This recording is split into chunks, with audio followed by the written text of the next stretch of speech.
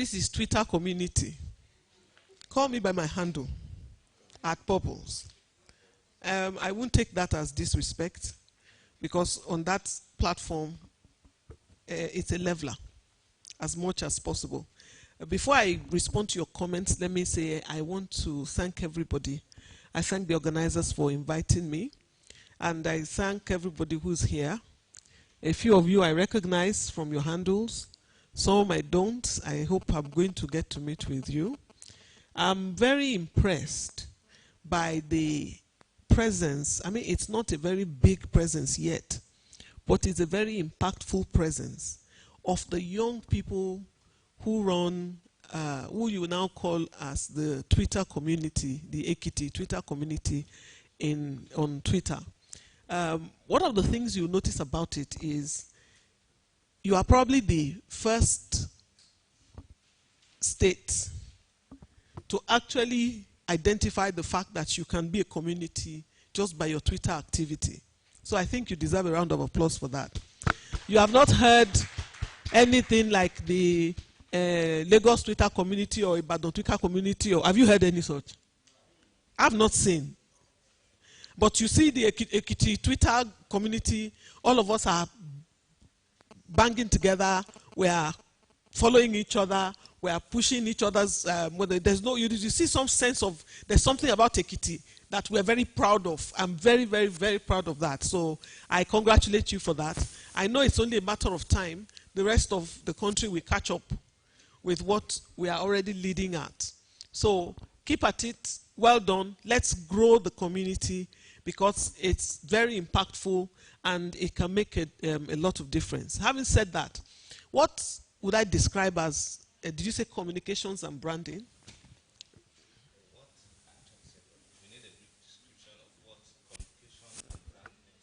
Okay, well, communication is life. That's the only way I can immediately say it. The different ways in which we communicate might differ, but from eternity, the need to engage, even God created platforms to communicate with man, and he made us to be beings that we thrive and we depend on communication. Communication just means you and I being able to understand each other. That's primarily simply what communication is. Now, branding is me being able to identify myself as distinct from the other person. I'm using very simple, plain description, so you understand that this is not a highfalutin idea. It is not academic. It is actually a life skill. To be able to communicate well makes a difference in your life. To be able to identify yourself and separate yourself from other people so that people can distinctly identify you also makes a difference in your life. One of the fastest ways of explaining branding is the fact that we all have different DNAs and we all have different names. When you give names, it's so that you can identify one person separate from the other. So these two concepts are critical to your success and progress in the human society. You must be able to communicate. That means you must be able to explain yourself, be understood, and be explained to and to understand. And you must be able to identify yourself separate from somebody. You must be distinct. There must be something about you that's unique and different that will make you stand out or be identified in the midst of a whole lot of people who might be similar to you. So those are the two ways that I would explain the concept you asked. Thank you. Thank you very much. Sir, Dr. Jumla, sir, one of the issues that we have highlighted is the issue of absence of synergy. As young guys doing something or coming out with an initiative, we see people doing almost the same thing, in a little different ways. And I would like you to please um, lecture us on how we can really form synergy going forward in initiatives that we drive as youths. Okay, thank you for inviting me to come. I don't know what qualifies me to sit here, really, but well, I know that I like to talk to young people, and of course, for my passion for leadership and nation building, communication is part of what I do. So, communication is a big word.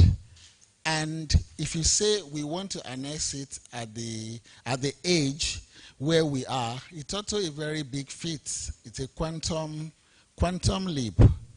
Communication expands beyond informing people of something and probably not getting the feedback. The challenge with lack of synergy in communication is because the proper perspective to which communication should be addressed has not really been addressed. Communication is supposed to be a tool for social transformation. Communication is supposed to be a tool for social re-engineering. Communication is supposed to be a tool for partnership and collaboration. So the distance between you and communication is that distance that is between you and what you really desire in life. As I was telling my sister while we were coming in, there was this scholarship that was advertised, and it's only meant for European citizens. It is never meant for Africans. So someone decided to apply, and went and was invited for the interview.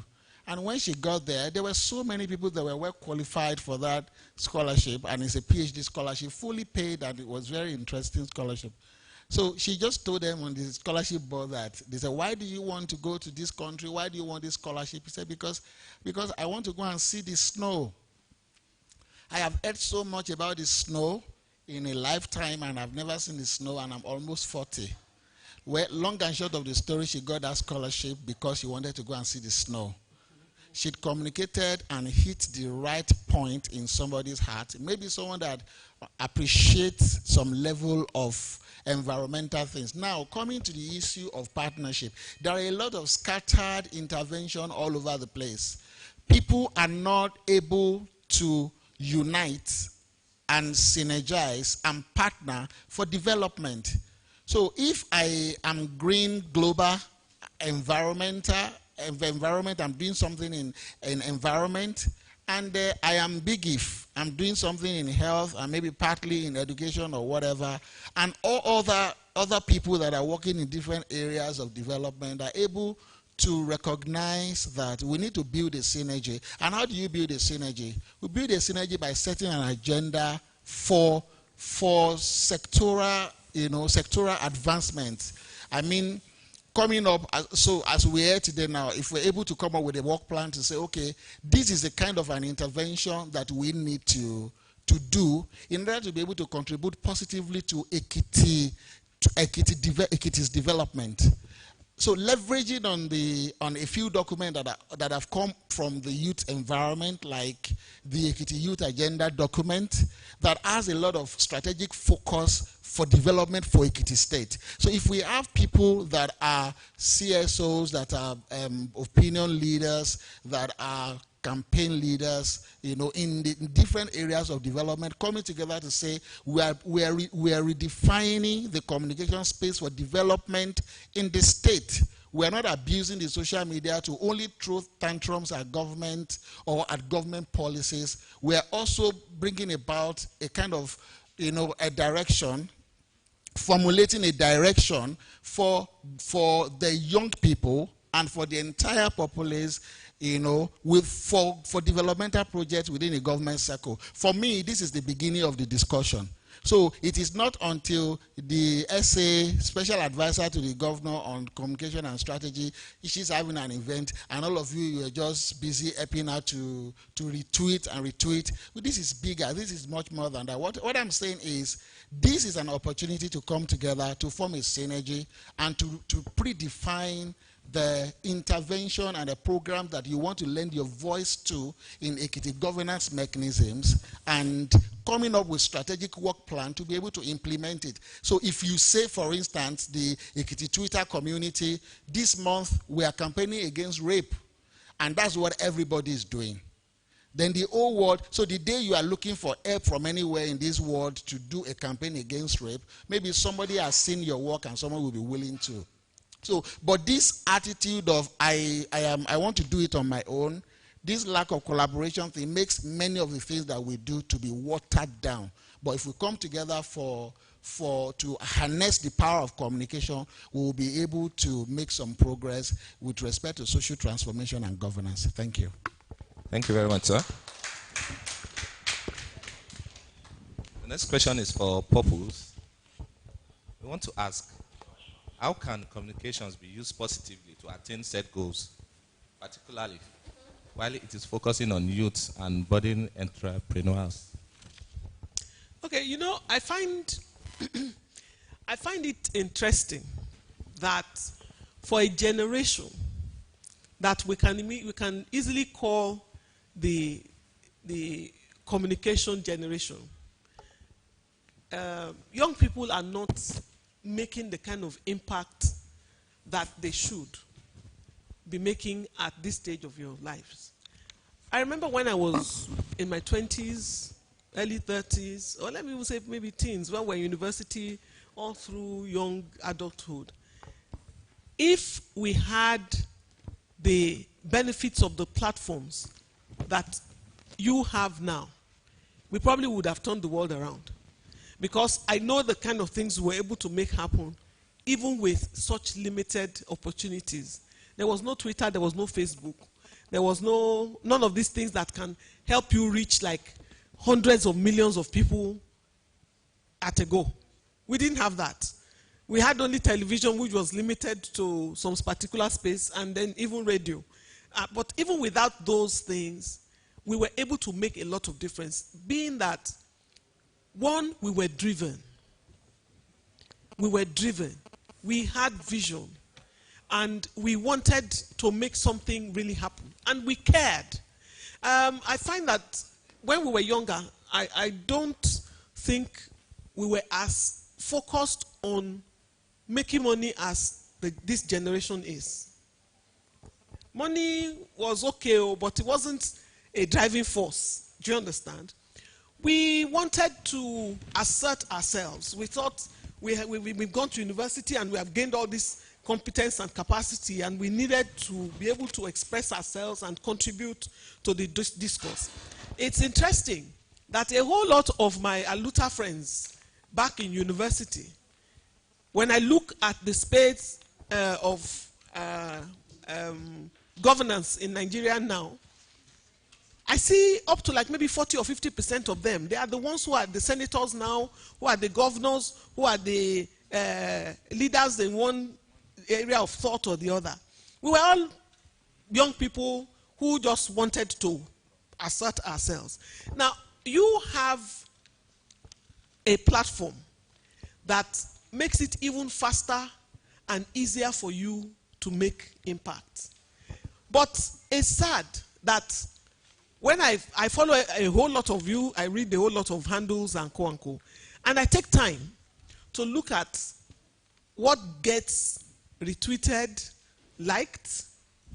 It's always the mundane, the irrelevant, thank you, the irrelevant stuff, the mundane stuff, and maybe when somebody is trying to diss somebody else, that gets retweeted faster.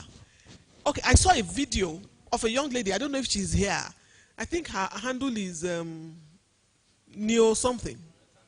Noel Talents. Oh my God. I watched that video like 3 times. That was how much impact it made on me. But I looked under the records of it. Maybe 20, that were the last time I saw, maybe 20 or 30 likes.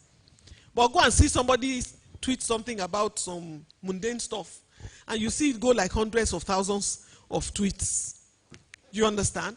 That immediately tells me that you don't have a problem of a platform to communicate. What you lack now is content and drive and zeal and focus and commitment. And nobody is going to come and do those things for you. Let me tell you, everybody wants to be a leader tomorrow. They say we are the leaders of tomorrow, Abi. And you are constantly complaining about the fact that we are not leaving the stage for you people to come. Abi, am I speaking your... Abi? Nobody is going to leave the space for anybody. Nobody, they don't, you know why? Because nature abhors a vacuum.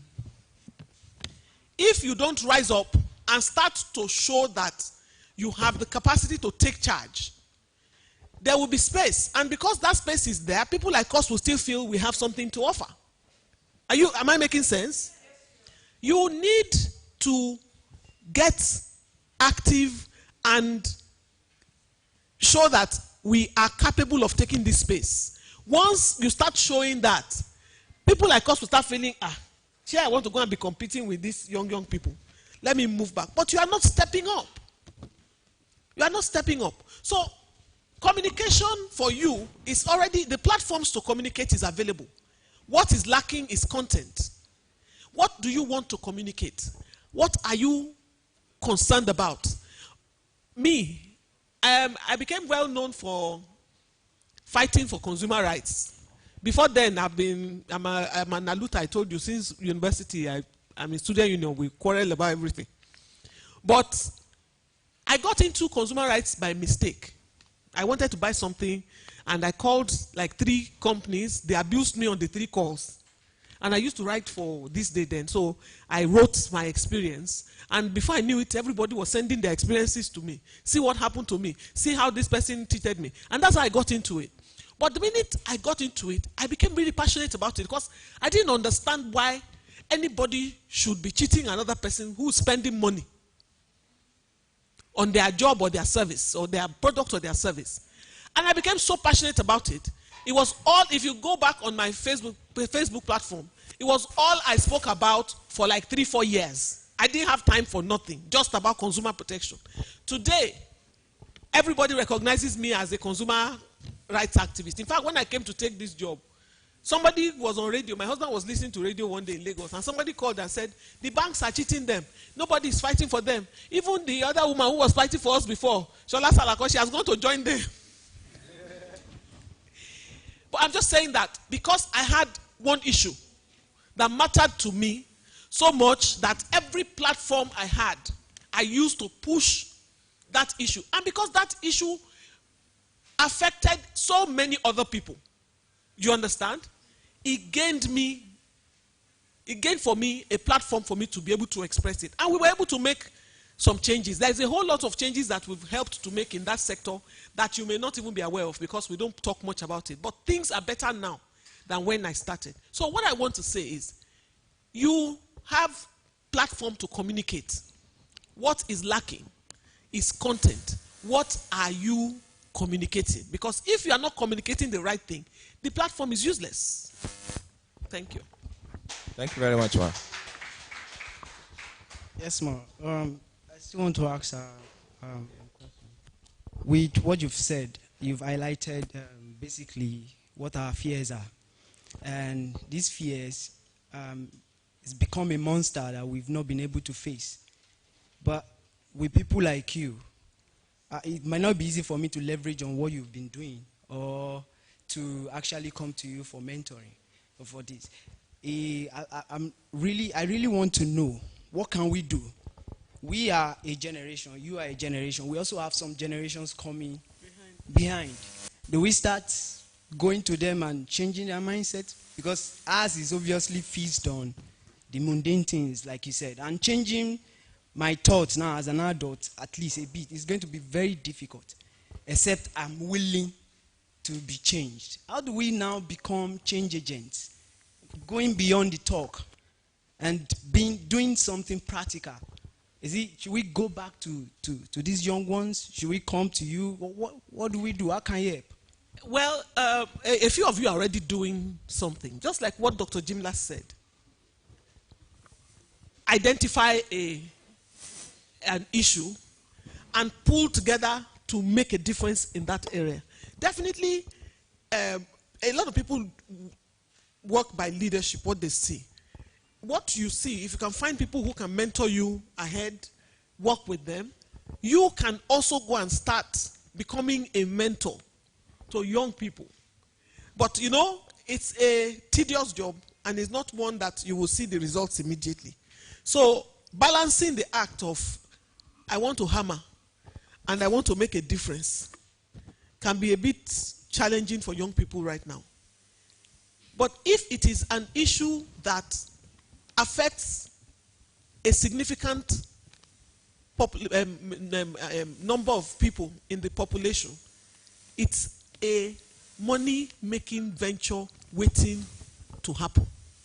That's one of the things that a whole lot of people don't understand. We've gotten this perception that to make a difference in society, it has to be only by NGO. No. It doesn't have to be. You can actually build careers around social re-engineering, just like what Dr. Jimlas has said.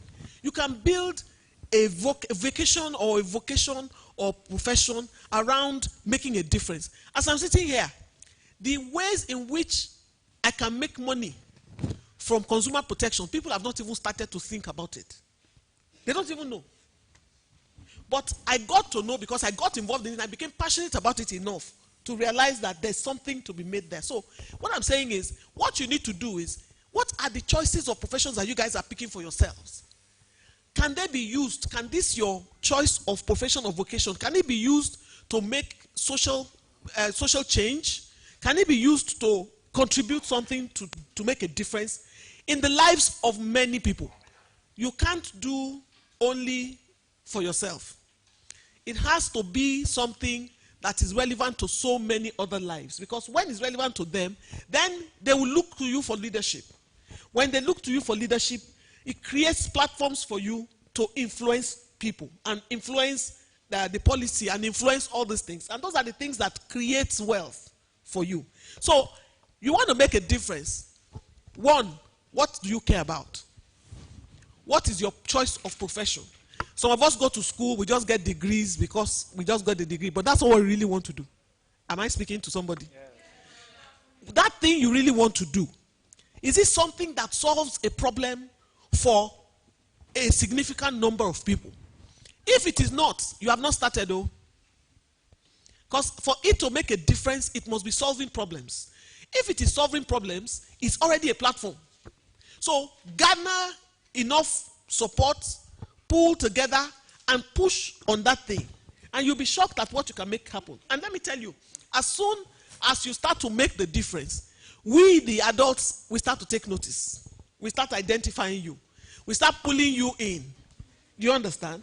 And that's how you start getting close enough to be able to say, I want to take your seat, or I want to challenge you for that office. It's not going to happen by abusing me. You can abuse us from now till Jesus comes. We will just be looking at you and say, all those young boys and all those young girls. Do you understand? But there are a few of you we take seriously. You know that? You know that? So you can be taken seriously too. By harnessing your strengths, your capacity around something that is making a difference, that is solving a problem. That's what we need you to use communications for. You can be a slay queen. I don't have a problem with that. I mean, you can have a full life. Do you understand? But don't just be the person they know only online for slay queen. I was just reading about some lady that they said everybody was dissing the last few days. They said she was a feminist, quote and unquote. And then she got pregnant. Grace or something. I just saw it this morning, actually. And I'm like, this girl has gained notoriety that is empty, totally empty. She cannot influence anything or anybody based on this thing that she has done. Yes, it looked okay up to a point, but it's the same group of people who were hailing her that are now pulling her down now. Yes or no? Now, if she wants to sell any other thing, will anybody listen to her? They won't, because she just lost it. It was just up and down. But if what she was doing was solving one problem for one person as they go, instead of going down, she will be growing. So your influence can grow if you are willing to do what is required. But if you are not, You can't blame anybody. Thank you very much, man. Sorry, if you have your questions now, you can pass it to the ushers. So before we take that question, I have, talking about governance now, Dr. Jimlas. One of the things that I have seen, personal experience now, and I'm talking to your office now, there's a very big issue in the communities. I have a project that I'm doing in the community. I'm a farmer. And so I discovered that the issue of teenage pregnancy is a very big issue that is going to discredit whatever the government is doing if care is not taken. Young ones are getting pregnant. That's not the problem. What happens after the childbirth? That's the major problem. They see themselves as, oh, that's the end of my life. So how can we use communication to really drive probably sex education or whatever policy of government that can actually touch these communities, so they know that even if I get pregnant at the age of 16, after my childbirth, I can still get a degree, I can still do something with my life. So I'm directing this question to as says on public health. Well, okay, so thank you for the question. The governance perspective to intervention programs and all of that. Okay, so particularly the example that you have given, where it's obvious that Ekiti ranks high in teenage pregnancy in Nigeria. Okay, so this brings us to the same thing I was talking about. Communication is meant to be a tool for social equality.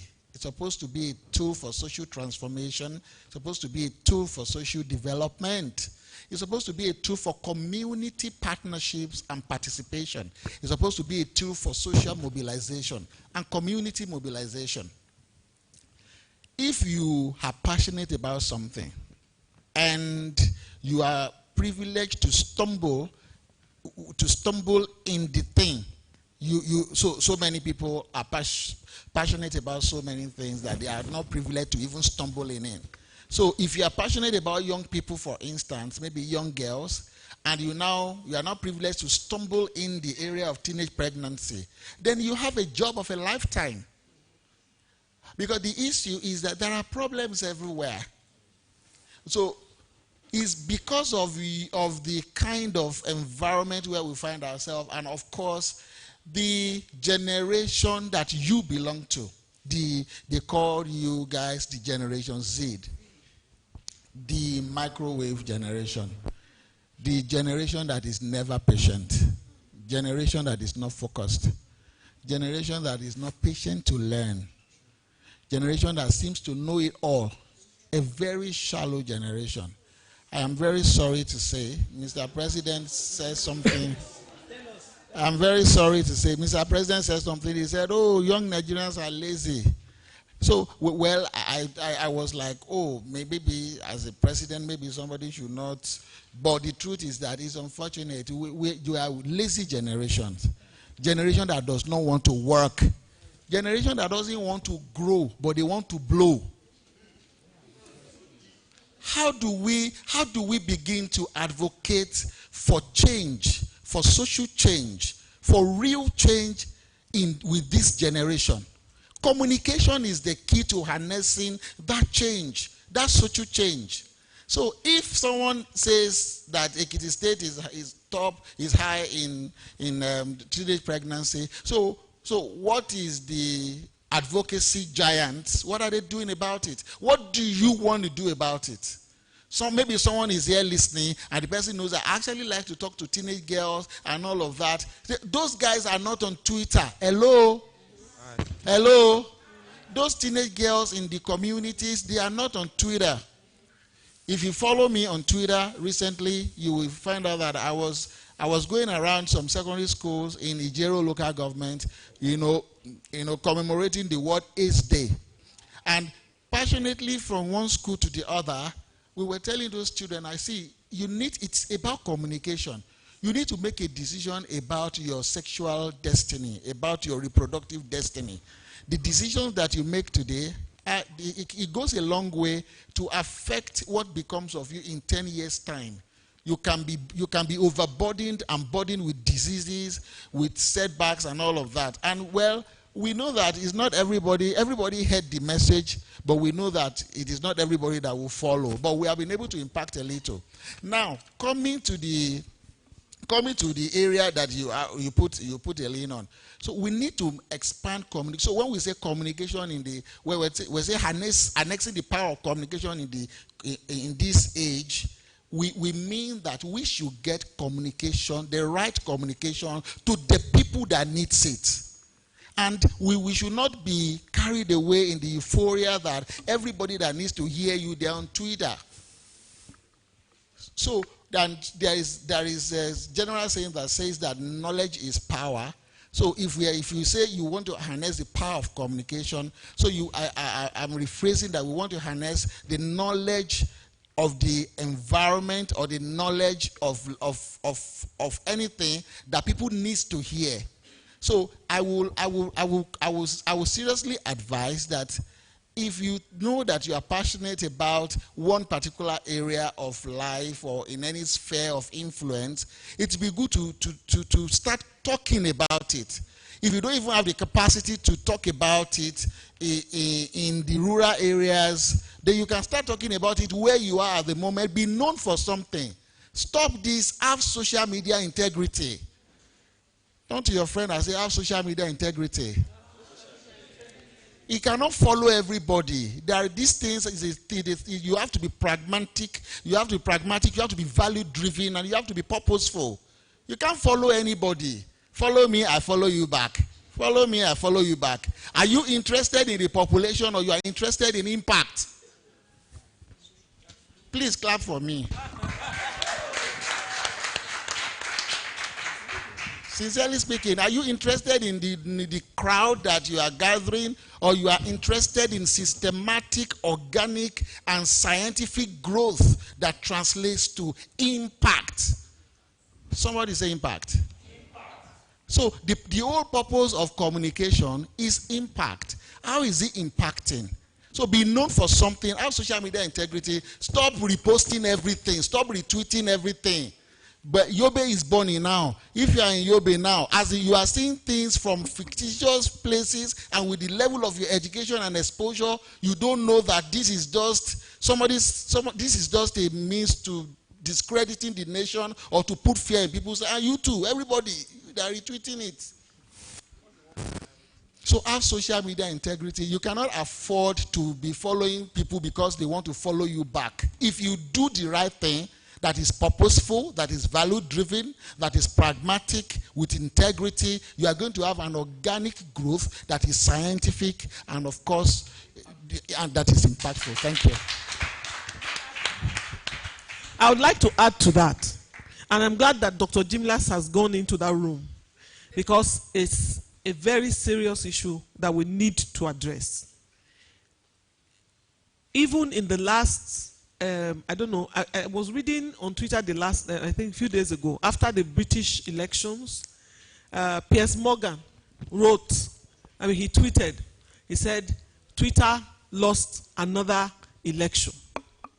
And it went viral. There were a lot of people talking about it. And the reason why it was important is that for some of you young people, all your life, everything about life, is wrapped around your social media footprints. You actually believe that that is life. That's, I'm going to throw Tosin under the bus this morning. Tosin works with me in my office with our social media platforms. And there was this evening, Tosin Durodola, you know him now, everybody knows him. Because I need you to know who it is. There was this evening, I don't know, I think there was a glitch on Twitter. And Twitter went blank. I was in my house. And Tosin sends me a frantic message No, I think I was still in the office when he started. He just wanted to say, hey, excuse me, ma. I said, what is it, Monokwe? Ma, I think there's something wrong in Twitter, ma. I can't see my handle. I can't see all my friends. They're all gone. You thought you would think he actually lost somebody. I'm like, Twitter, so if you lost your friends, you get them back. No, ma, you don't understand, ma. I can't find all my friends. My handle is critical. He was panicky. He was almost hyperventilating. So I told him, get away, go and whatever. I left him in the office. I went home. By about 11 or 12 midnight, Tosin was still sending me messages. Hey, ma, I think only 300 of my friends are back, ma. So I had to tell him, Tosin, get a life. It was Friday night. Go out. Hang out with somebody. Please go and feel the real life. Because this Twitter life is not real life. And you know a lot of you are guilty. Yes or no? If anything happens to your friends list now, you will feel as if you lost money. Yes or no? Down now. Maybe we are having a break. See, Twitter and all these are social media platforms. They are great.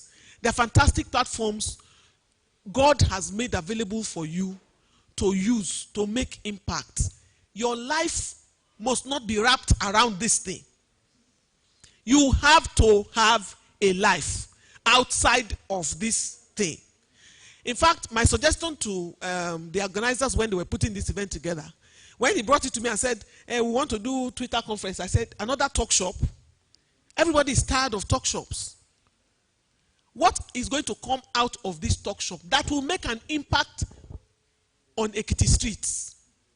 If nothing is coming out of this talk shop that will make an impact on Ekiti streets, it's a waste of time. You need to come up. You see, we have this sense of, we organized this event, it was nice, people showed up, we tweeted it, we trended, and everything is okay. It's not okay. Nothing has happened until it moves to the street and it is touching one life at a time. Then it starts to make a difference. And let me tell you what. What you also don't understand is that on that your Twitter community, there are innumerable amount of resources looking for where to go. But they don't see it. If you begin a life-touching project today and you start to tweet what you are doing, the impact is making, and quanko, you will find agencies and funding and everything that will be willing to come and support you to do it. But if you are just talking and talking and talking and they don't see action, nobody wants to put their money where nothing is happening. Do you understand? So a whole lot of people say, it's because we don't have money. Yeah, why are you not doing this? It's because we don't have money. Start where you are. Put the resources together and begin one thing. Impact one school. Put the pictures up there. There's this guy, I don't know if he's here now. Favor. Yes, where is he? Is he here? No, he's not. That thing that boy is doing, trust me, he will get funding. Because he doesn't know I am looking for funding for him. I'm looking for funding for him. He doesn't even know. Because I've been telling him I wanted to see him, but we've never had time to talk. But that's how much impact he has made on me. Why?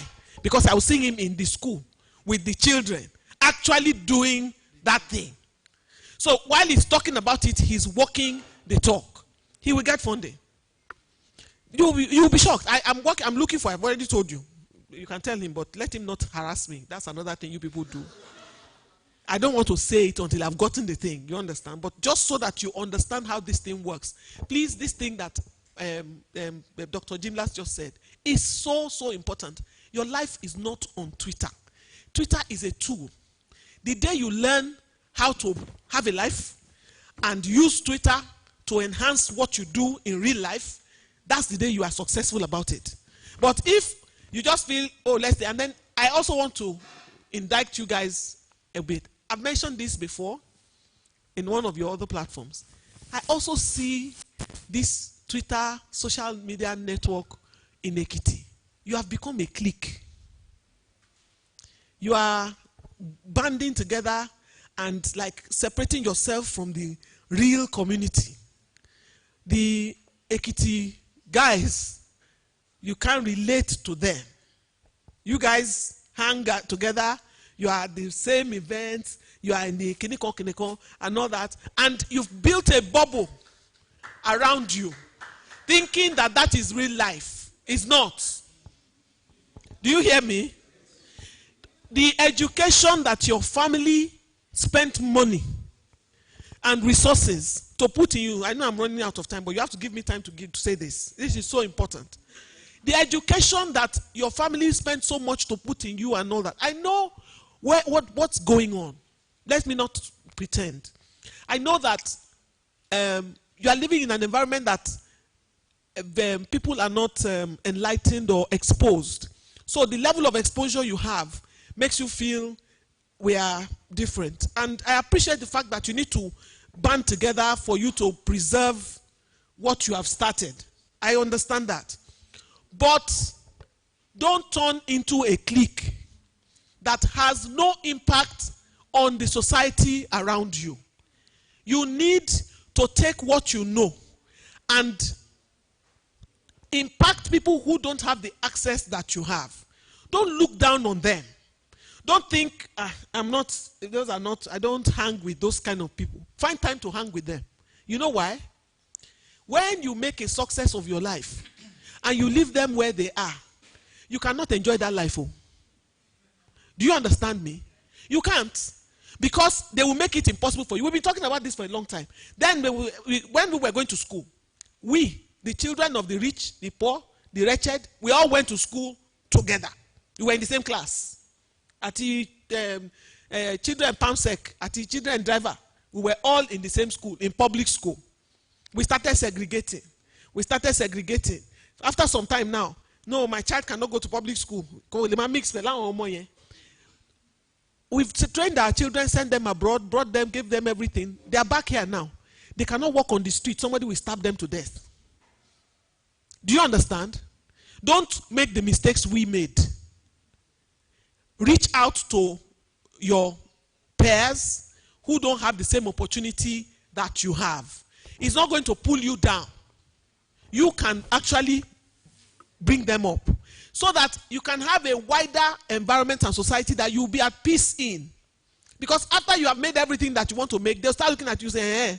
And let me tell you, the reason why you have so much of Yahoo and co is because they also want to be like you.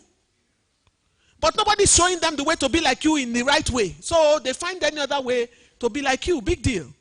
So I'm appealing to you. Don't make the mistake that our generation has made. Reach out to these people. Do events that include them once in a while. You can still hang with each other. Do you understand? But do events that include them. Don't keep them out. They have to feel a sense of being a part of you so that you can impact their lives. When you are doing things like that, the world will take notice of what you are doing. And that's when communication becomes useful for what it's supposed to be. Thank you. Thank you very much, man. So the hashtag remains. Sorry, Dr. Are you Jiblas. asking questions? No. Okay.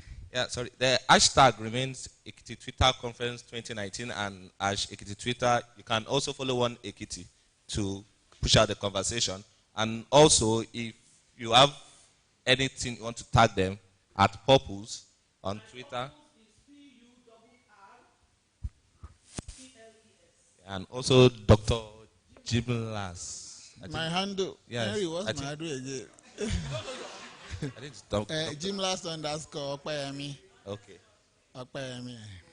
Yes. Twitter as well. And Sorry, sorry, I wanted to do a little exercise if you give me 3 minutes. Okay, no problem. Thank you. Please, can I have like 6 volunteers? 6 volunteers. Stand up. Yeah. Thank you. Just stand and face the... No, not face that. Don't face this side. Yeah. And no, just line up. Just face that side. Yeah. Yes. On line, on same line.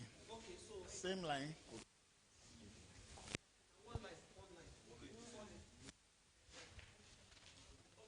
Okay, so can you guys move closely?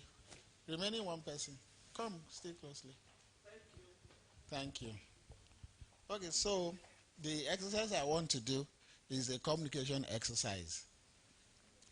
So I'm going to say something to this guy, and he is going to pass the information to the next guy until the information gets to the last person. And I'm now going to ask the last person what I have said. Are we good to go?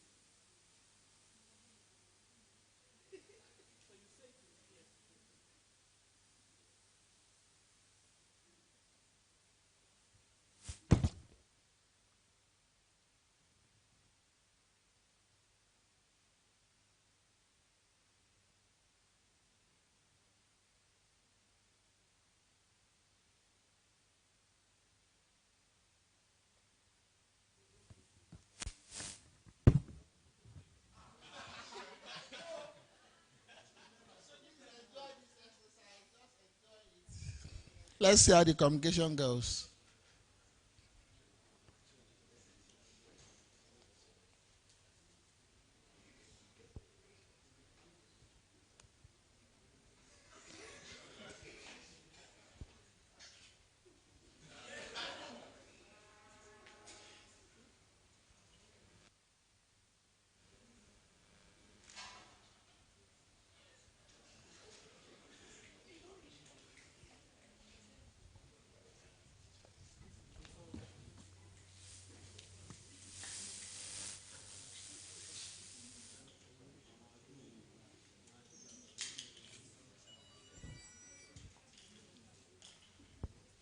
So what did they say? Say the digitalization of a marriage is important to humans. Say that again. The digitalization of a marriage is important to humans.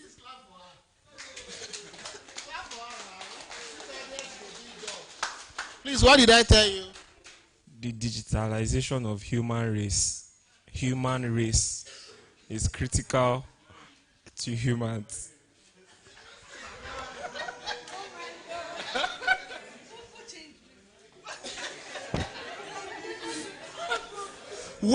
Okay, so this is what happens in real life. Don't get it twisted.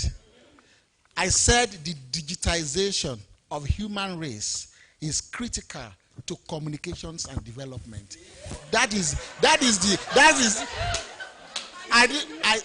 I told him 3 times. The digitization of human race is critical to communications and development. That was what I told him. Marriage happened on the road.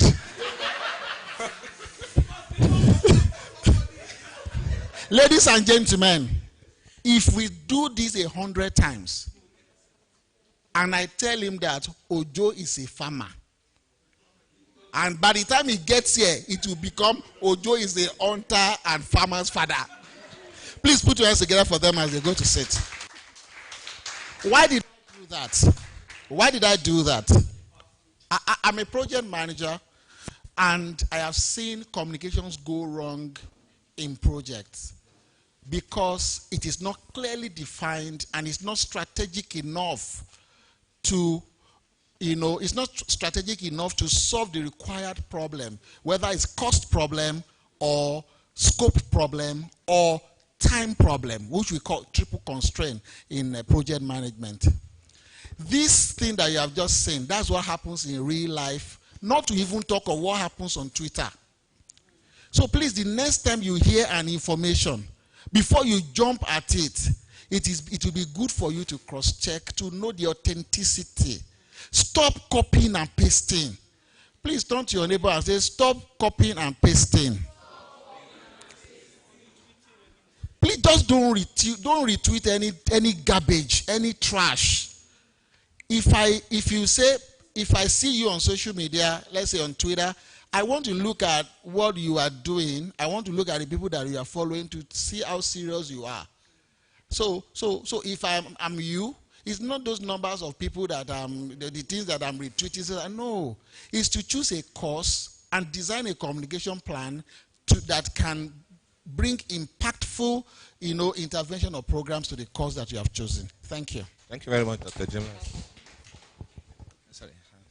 For time constraints, I would actually suggest if you can make.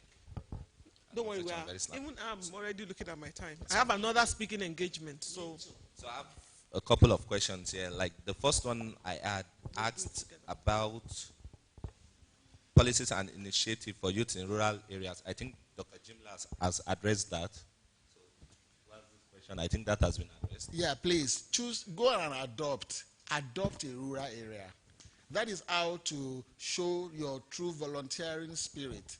All this one that you are doing on Twitter is fine. Adopt a rural area. Be focused doing it while you are around.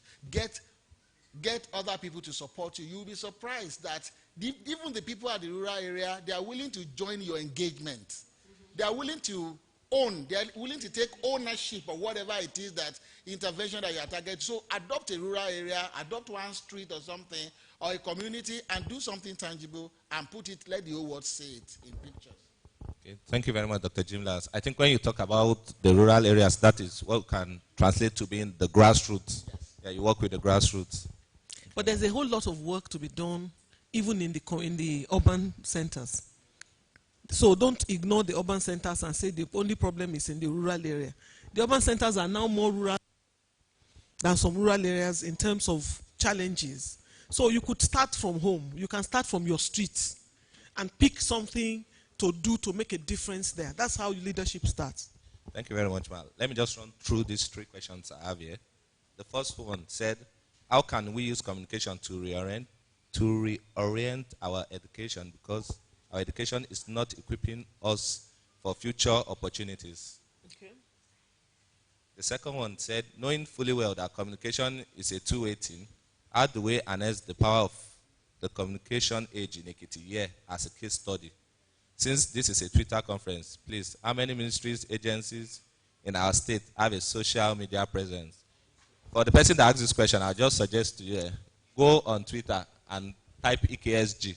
There are some very, very funny government handles you are going to see. I apologize for that.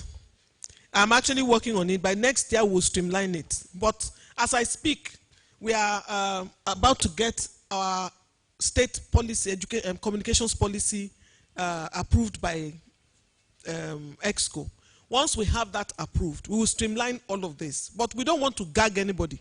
That's why we allow all the agencies and co to have handles. But we will make sure that we work with them to ensure that what they are pushing out is what really needs to be done. So please, when you go and search, because Tanimola has told you to go and look for now. If you see any funny one, just blame me. Thank you very much, man. Dr. Jimlas, I have a question for you here from someone that said, what are the plans for equipping the basic health centers in the state about the 10,000 child delivering kits? How is the distribution going? Yes, it's part of communication. Yes, feedback. It's called feedback. Yeah. Okay. So the person is expecting a feedback. So the other question said, one of the problems we have is generating. Not all youths are lazy, but we have to ask that this generation X and the ones before, giving no, not yet, very soon. Okay, generation and the ones before, giving young people a chance to thrive when our opinions are not even valued. And I think this person deserves an applause, because actually the generation before, do they really value the advice and whatever we give to them? People should applaud this person, because this person is actually fighting for your right. Yes. So because before we forget, you asked like about 3 or 4 now. What's that first one? That one is education. No, I think the other one I have is the plans for equipping the basic health centers. How communication can help improve our education. Our education, because our education is not equipping us. Okay, so, well, how should I even say it now? The mama kits and all those things, it's been taken care of by the Ministry of Health and the State Primary Healthcare Development Agency. So they are the one that is going to, they will distribute all of those to the primary health centers, that where it will be able to get to the end users directly. For places that are not equipped, where we have model primary health centers across, in each ward, in each political ward across the state, and of course other functioning health centers apart from those model health centers.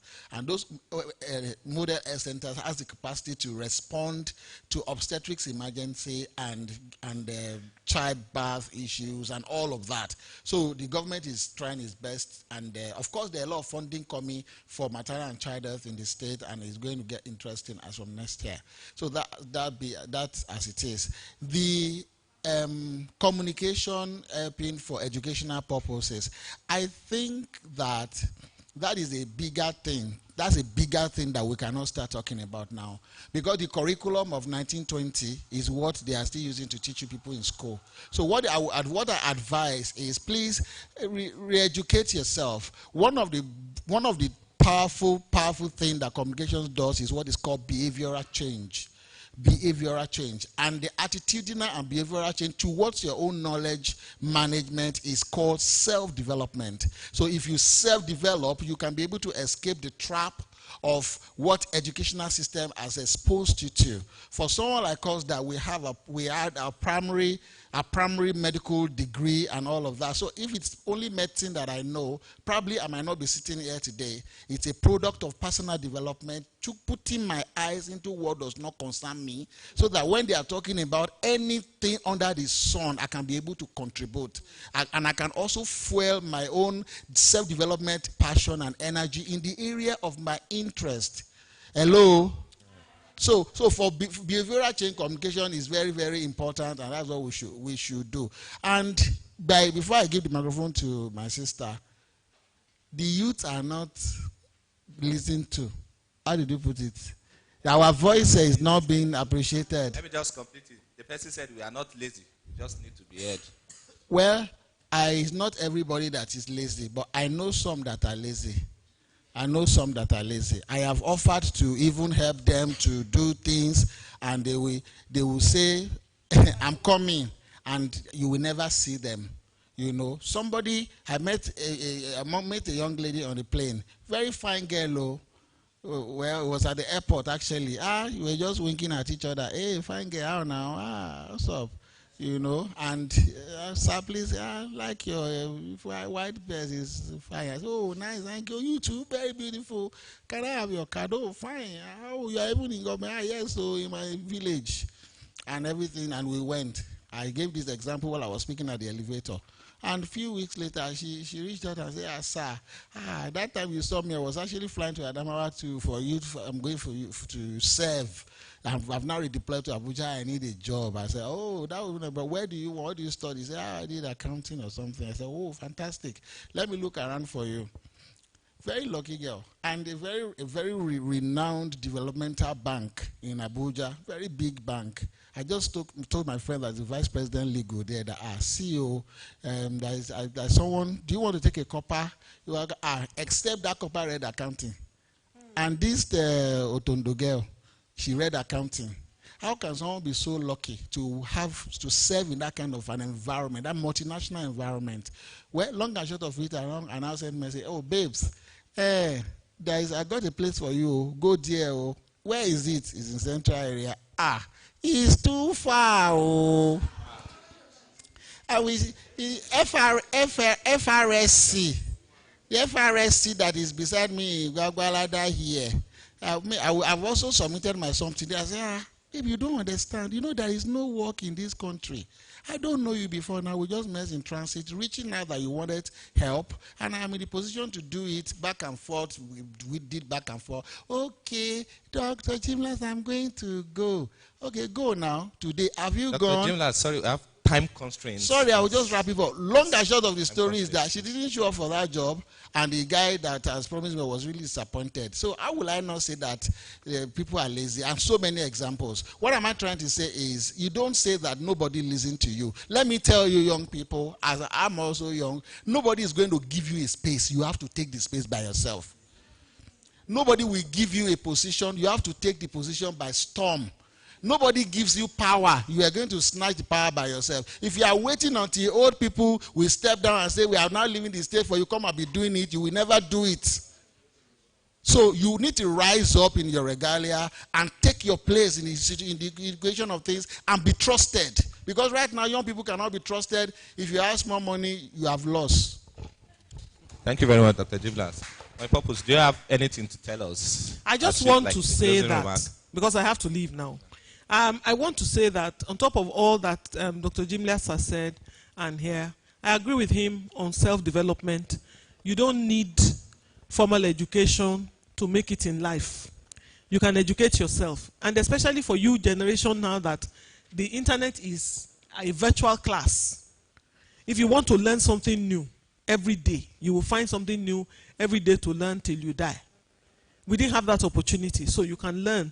Don't put, you see, whenever government fail you, what it should drive you to is to find an alternative route, personal development. Don't wait until government does this, government does this. That's a sense of entitlement. It never makes anybody better. What little opportunity you have, build on it by yourself.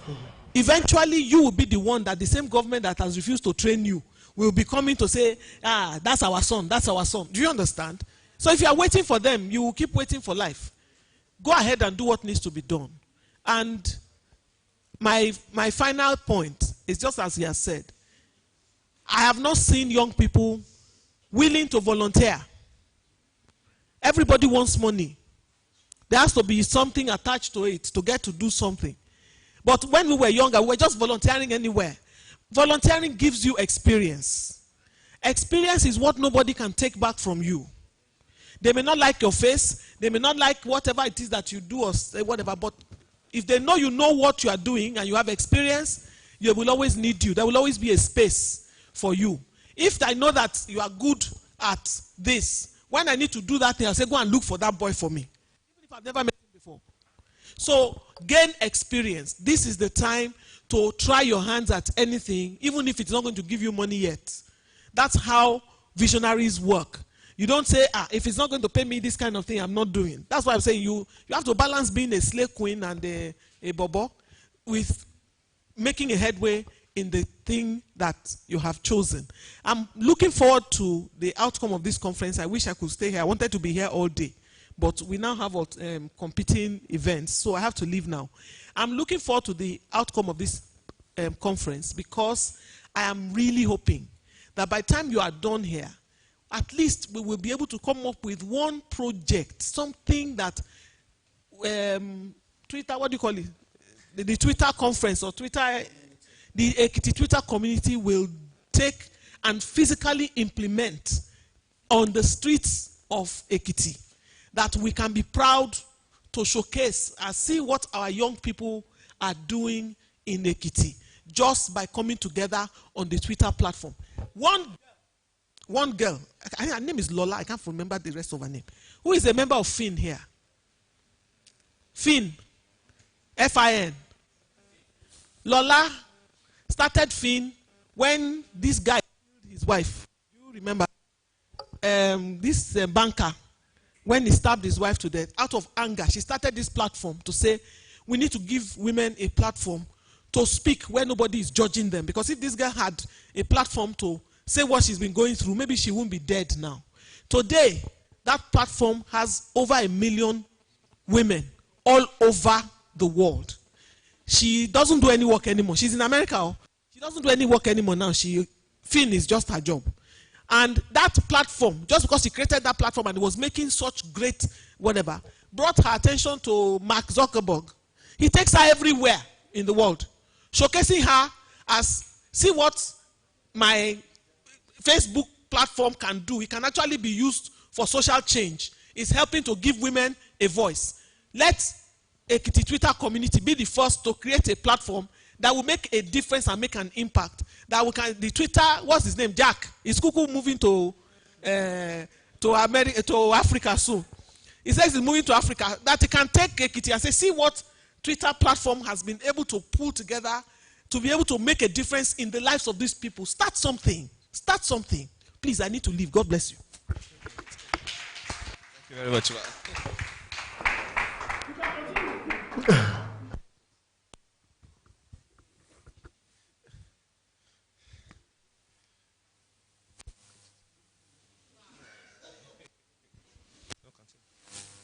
Okay. Sorry, we had to excuse Mrs. Salako because she actually told us she had an engagement and she had to go, but we still have Dr. Jim Lass Shaking here. So, the next question I have for you, we have a lot of health advocates, and I think one major one I'm familiar with is Oduola Olavinto, because I know she runs a vlog. I got it right, Oduola Olavinto. So now, most of these health advocates, they are trying to change the narrative. And like you say, going beyond the talk, what advice do you have for them? What professional skills, what platform can they use to improve on this while bringing lasting solutions? And also, another thing, we talk about community health too, which is a major thing. So how can they use these platforms to actually bring about change? You have 5 minutes, sir. Thank you very much. Thank you. Is it working? Yeah, it's working. It's working. For guys that has that are health advocates, and I don't think this goes for health advocates alone.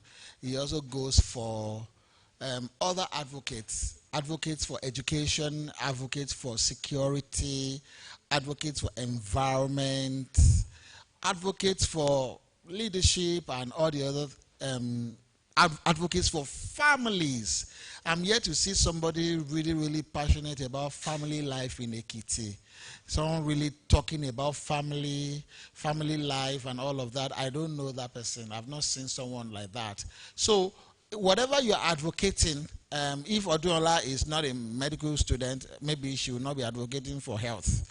It's, so beyond what you're advocating for is the source of your idea. What's prompting you?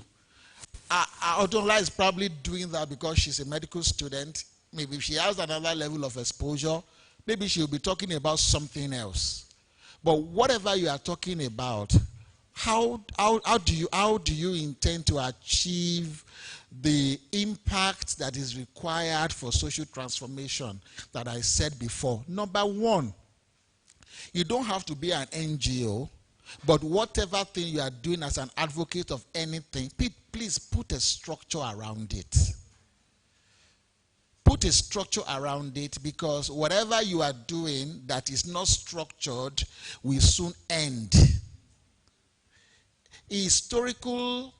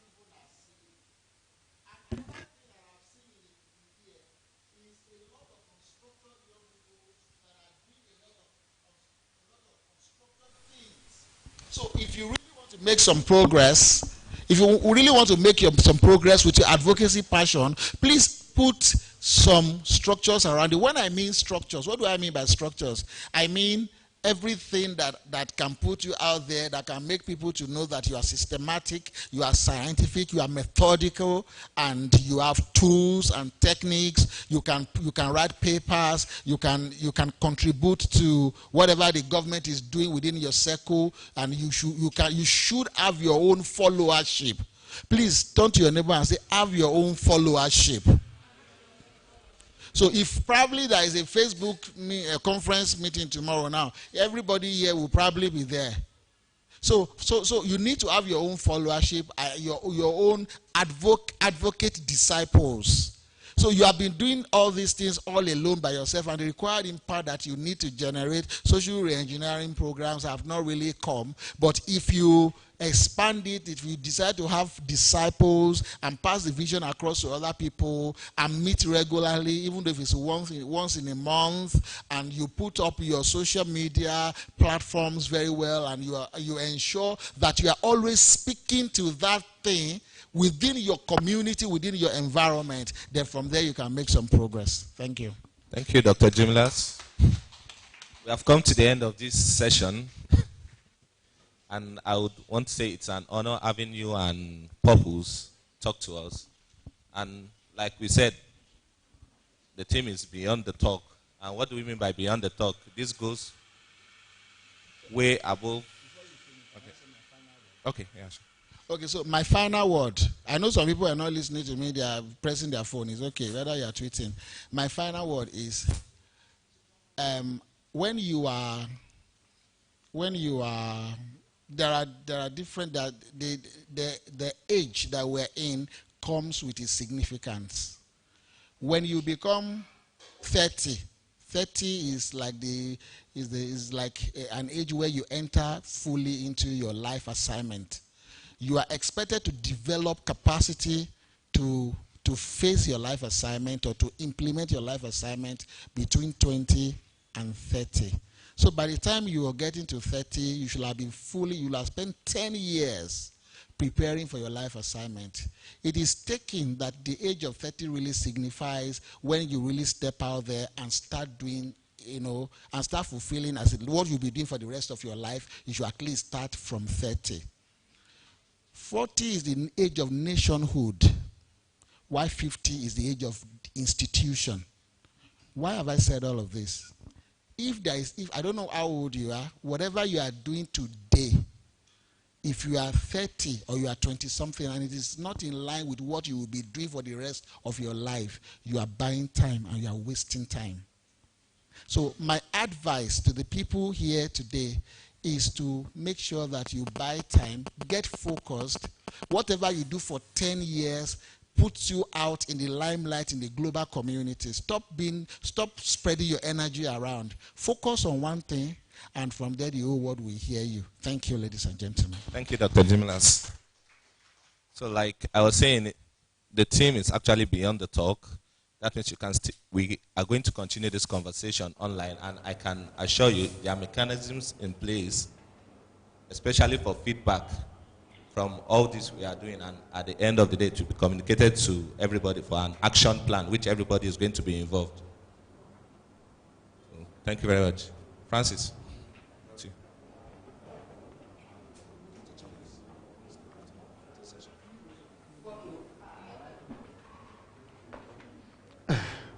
All right.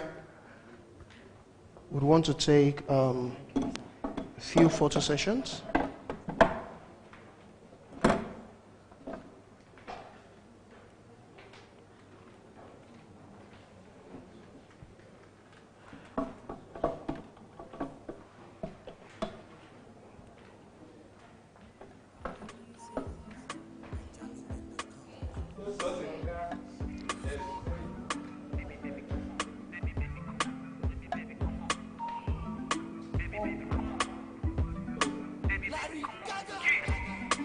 Baby say your matter na matter, oh. My sherry coco make I pet you like that, oh. Only one girl way fi eye me like laga, oh. Every time I see your face, na so I dey stagger, oh. Yo, go down on the low. down on the low. Make it do I'm on the low, make it do I'm on the low. Baby, no one has to know, baby, no one has to know. Baby, my body, baby, my body. All right, thank you very much. Ladies and gentlemen, please a round of applause for Dr. Jimlas Ogunshake. Thank you very much, sir. Thank you so very much. Ladies and gentlemen, please, I was asked to inform us that our mommy, Mrs. Shola Salako, Purpose, will still be coming back when we are having the session with Our Excellency Erelubisi Fahimi. That's going to be between 4 to 6. Please let us not forget, as we said earlier, that the conversation with Our Excellency is not with Our Excellency, so to say. We are having that conversation with the BC Adeleye Fayemi that we all want to know. So once she's around, please let us feel free to ask our questions. And please, hello? I want to believe I'm communicating, please. All right. Please, this information is very important. For our questions for other panel sessions, we are going to be tweeting the questions using the hashtag Ekiti Twitter Conference 2019. We are going to be tweeting the questions. But when it's time for Our Excellency, we are going to be writing our questions. We are not going to tweet them. We are going to write them, pass them across to me while I pass them across to the moderators. Now, please, for any question that you feel has been addressed, you don't need to repeat such questions because of time. And please, write as clear as possible so when the moderators are reading, they know what you have written. Thank you very much. Also, quickly, please, I would implore us to please fill the hall to the front, starting from the second seat to the front. Please, we want to rearrange our seating arrangement. Please, let us move forward, starting from the second seat in the front here. Meanwhile, please let all media guys hear me clearly. Please, all media guys hear me clearly. We are leaving the front row for the media guys, which means, please, we want you organized. We don't want you moving, going to and fro. We are live streaming and we don't want you to interrupt. Thank you very much. So please, let's move to the front, starting from the second seat. Please, if you are for this event, please, we urge you to please take your seat now. We don't want people to just pick seats with their bags. We want you to please be seated. Sir, please, if you care to sit in front, please put the bag behind. Are you sure? Okay.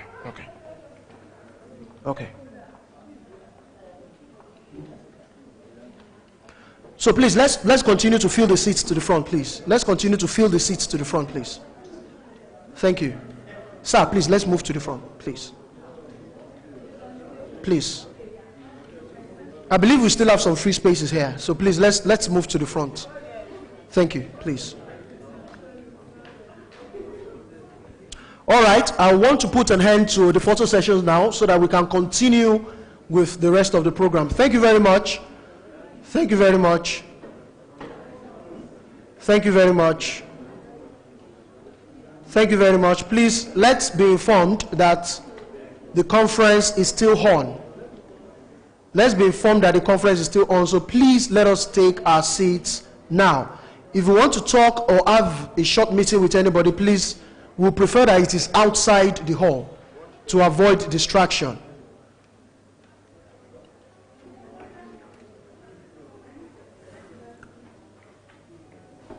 All right. Thank you very much. Thank you very much. Odola Olabinton, Mr. Tosin Adara, please, you are distracting us. Take your conversation outside. Thank you for banking with us. Thank you. Tommy the cap, please have a seat. Respect your height. Thank you. Now we can continue.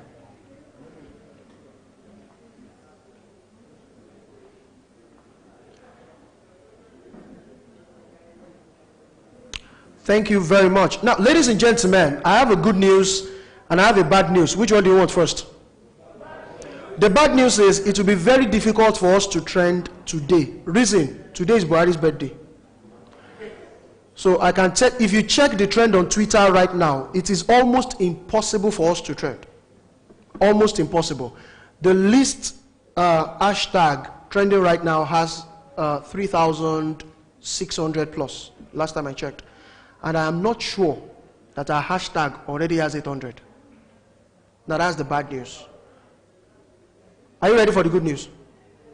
Okay, the good news is we can do better. We can do better than what we are doing right now. We can, as much as possible, try to let people connect with us on Twitter. We can let people have a feel of what they are missing by not being here, within Ekiti or outside Ekiti. Trust me, all of us that are here are not the only Twitter community users. Trust me. There are so many of us out there that are not here. So we would like you to make them feel jealous, so that by the time we call for the next edition next year, they won't feel like, I don't care, or I don't bother. So that's the good news and that's the bad news. All right. I'm still waiting for the lyrics to Ekiti State Anthem. I'm very serious about my giveaway. I'm very serious. And I don't like it when I want to give the giveaway. Sorry? It's done. Are you kidding me? Since, hey, blood of God, I would have advised that you tag my Andulo so that I'll be able to look for it. Now, searching for it on the hashtag now is okay. To make it easier, if you have entered the giveaway, kindly please go under the tweet and tag me at Cruzio Comedy. So I'll be able to. I have retweeted it. Hey, imagine, my reflex is even faster. Blood of God. Okay, let me go check my retweets. I'm so passionate about my giveaway. I really love it when I help the less privileged. You know what I'm saying? I'm just kidding. Don't take me serious. Oh my God. Hey. Okay. We will soon be having a short presentation by a wonderful instrumentalist here. He goes by the name Oluwatobi, after which we'll be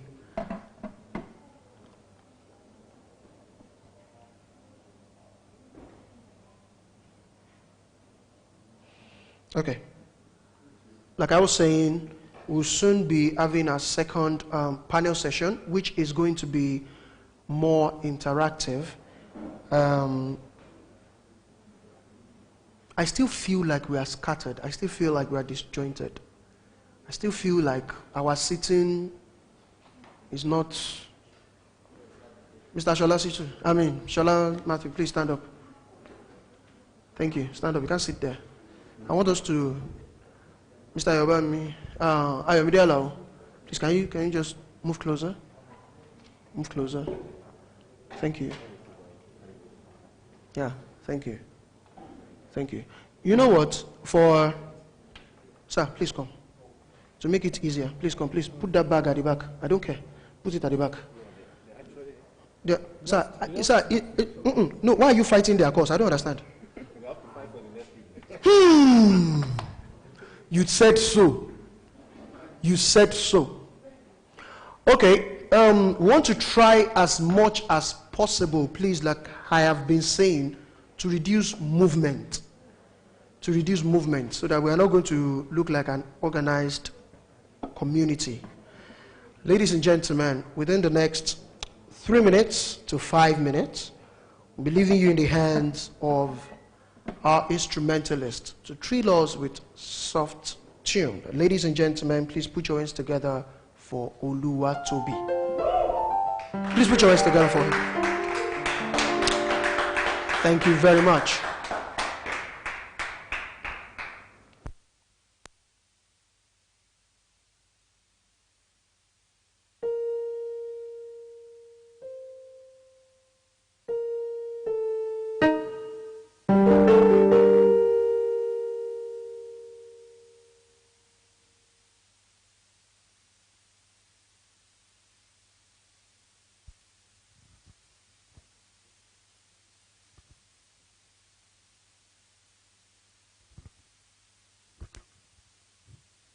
Hello everyone.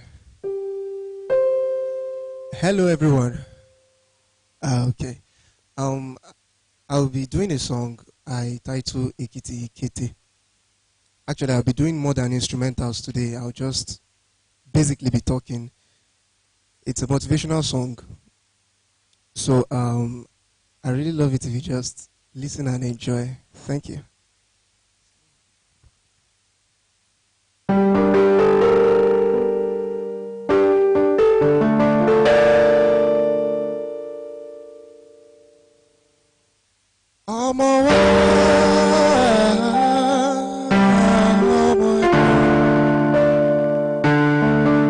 We've heard of sages of the past and how they fared. We've heard of leaders of the past, the great ones.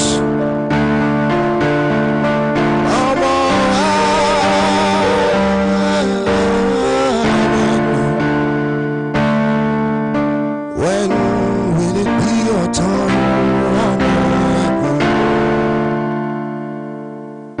Ekiti,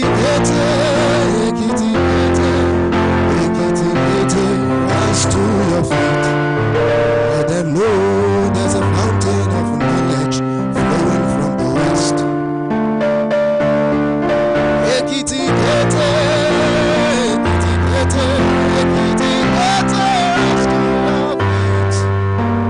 Let them know there's a fountain of knowledge flowing from the west.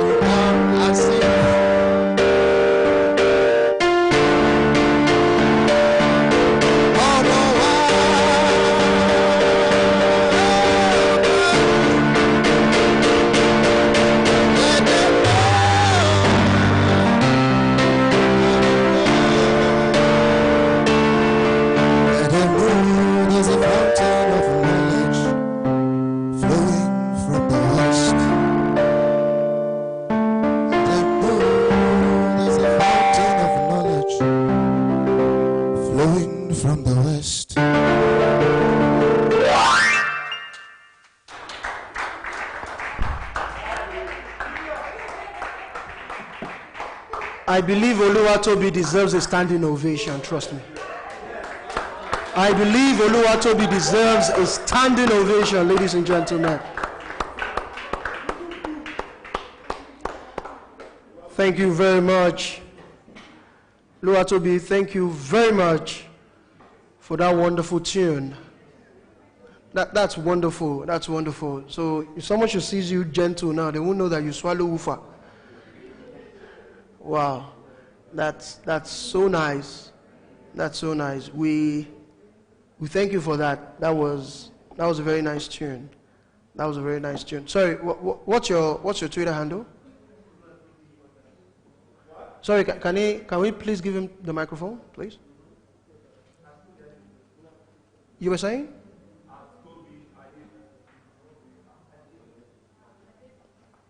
Sorry, sir. Sir. Sorry. Okay? Sir. Wait, sir. Sir, look at me, sir. Hello, look at me. Sir, you have talent. But do you want to blow? So what's your Twitter handle? At Tobi Adejube. ADE. Tobi like TOBI. Then Adejube. ADEJUGBE. Wait. You saw that your Twitter handle looks like incantation. Hold on.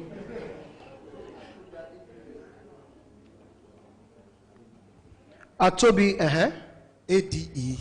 Wait, is there any underscore? I should just continue. No, just continue. ADEJUGBE. At Tobi Adejube.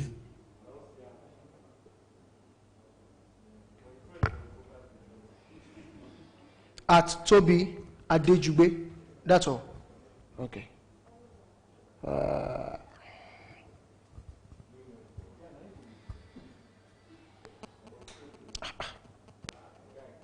Oh God. Baba, now you with this? Baba, you find online, pass offline, no? Person use this picture, they find you for here, no, see you. Wow. Thank you so much for that wonderful performance. Ladies and gentlemen, please follow Toby, retweet, like, talk about what he has done here today. All right. Quickly, ladies and gentlemen, we're going for the second panel session, and we're going to be speaking on leveraging, leveraging the Twitter community for synergy. We've noticed that a lot of us are doing almost the same thing disjointedly. We are not coming together. Okay, so this person wants to do this, the other person wants to do almost the same thing. Forgetting that if we all come together with our knowledge, with our wisdom, with our strength, with our finance, with our connections, bringing it together will give a better and massive explosion, other than having micro events taking place and we are all doing a lot of things and it just looks like we're doing nothing.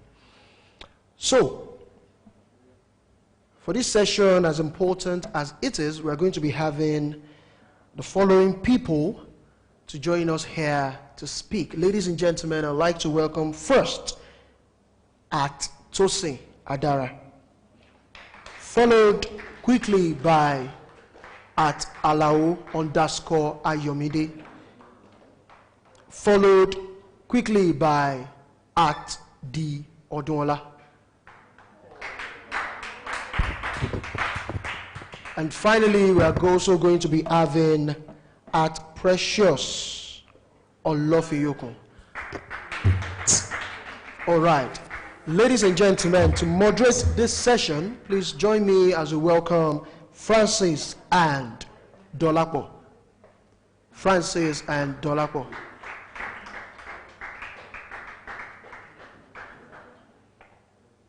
Please continue clapping for them. Please have your seat.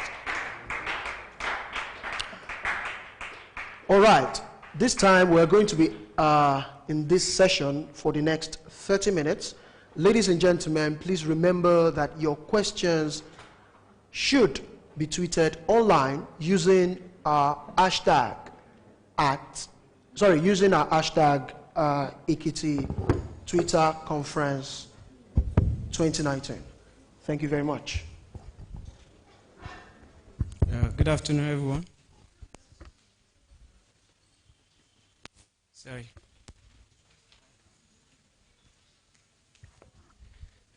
This is the second session of the Ekiti Twitter Conference 2019. And this session is not actually going to be like the first session in the sense that this is an interactive session. It's not supposed to be a question and answer session. So everybody is supposed to participate. And this session is going to build on the previous session that is that we just had now. So because as a Twitter community, we want to get practical. And these are my mates. These are guys doing something on Twitter that is visible for people to see too. So I have on the anchor side is hello. Introduce yourself. Good afternoon, ladies and gentlemen. My name is Akinola Dolapo. So, like they've all been introduced, so we don't have to waste any more time. My first is not a question; it's kind of a brainstorm. Goes to Mr. Alau.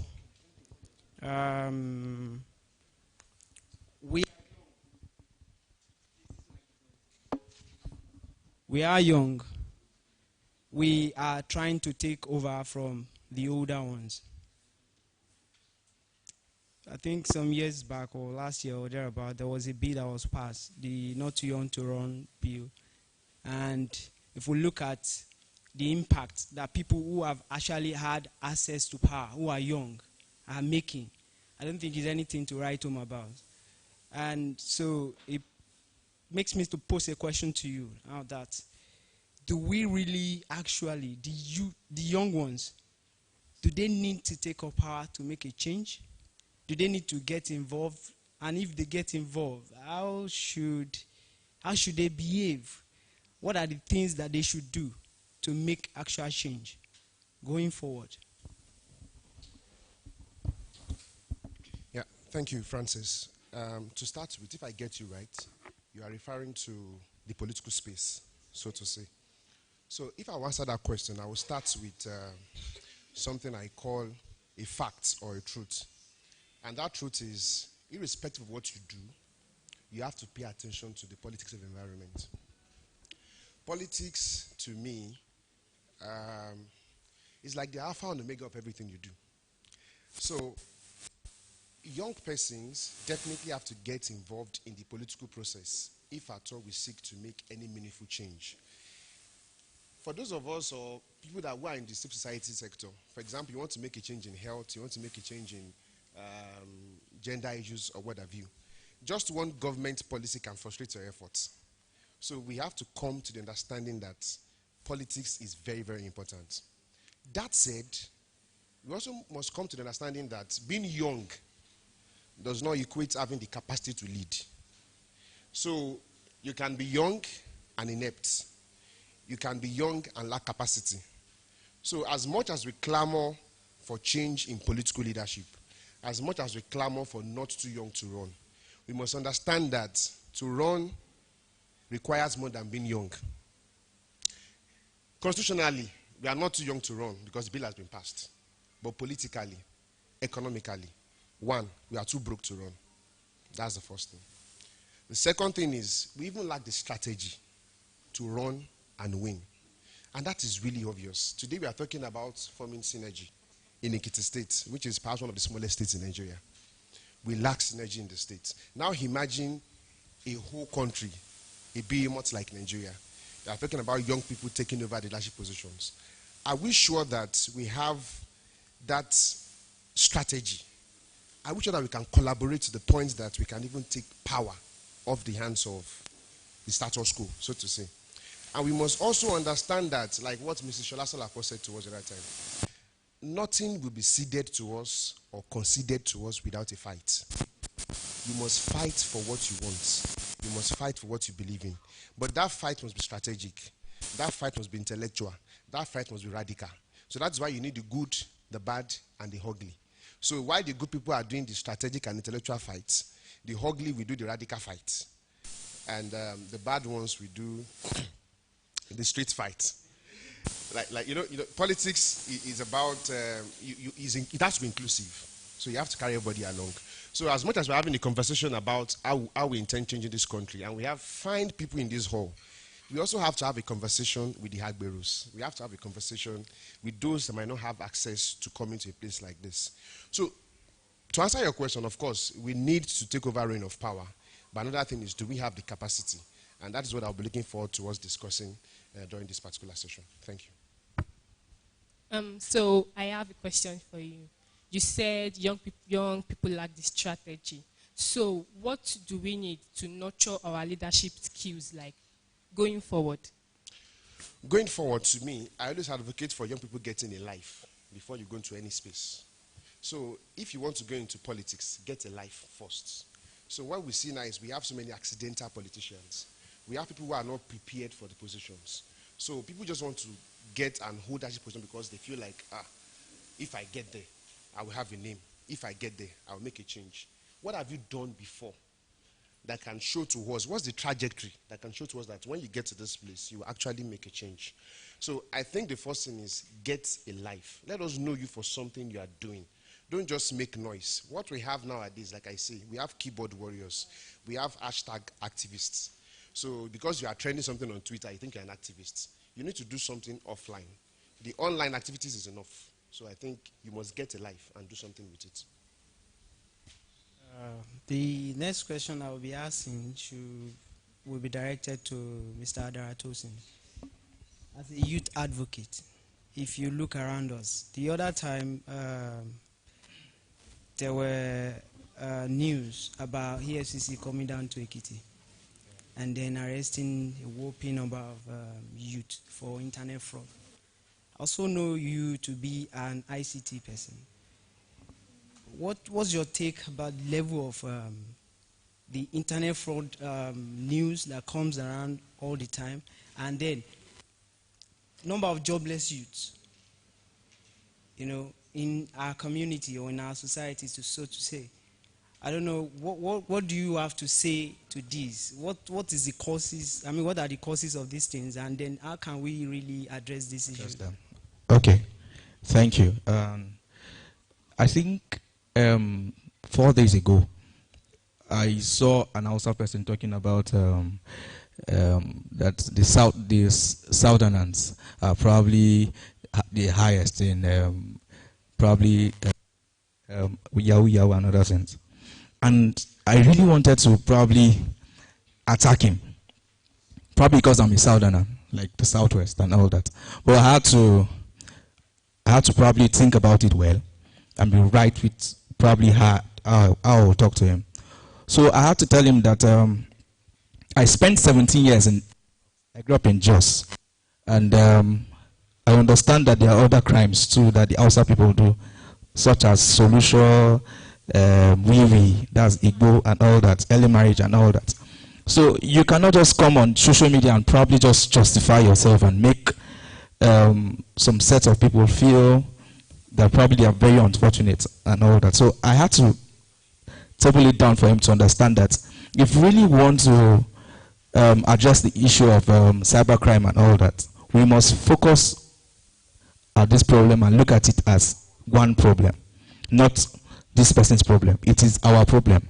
And by doing that, you would surely understand that the little effort you would add to people's value, probably trying to advocate and let people understand that you cannot just say you're doing Yahoo, that probably you're also, as since you are probably vast in ICT, you can use that as a tool to become better.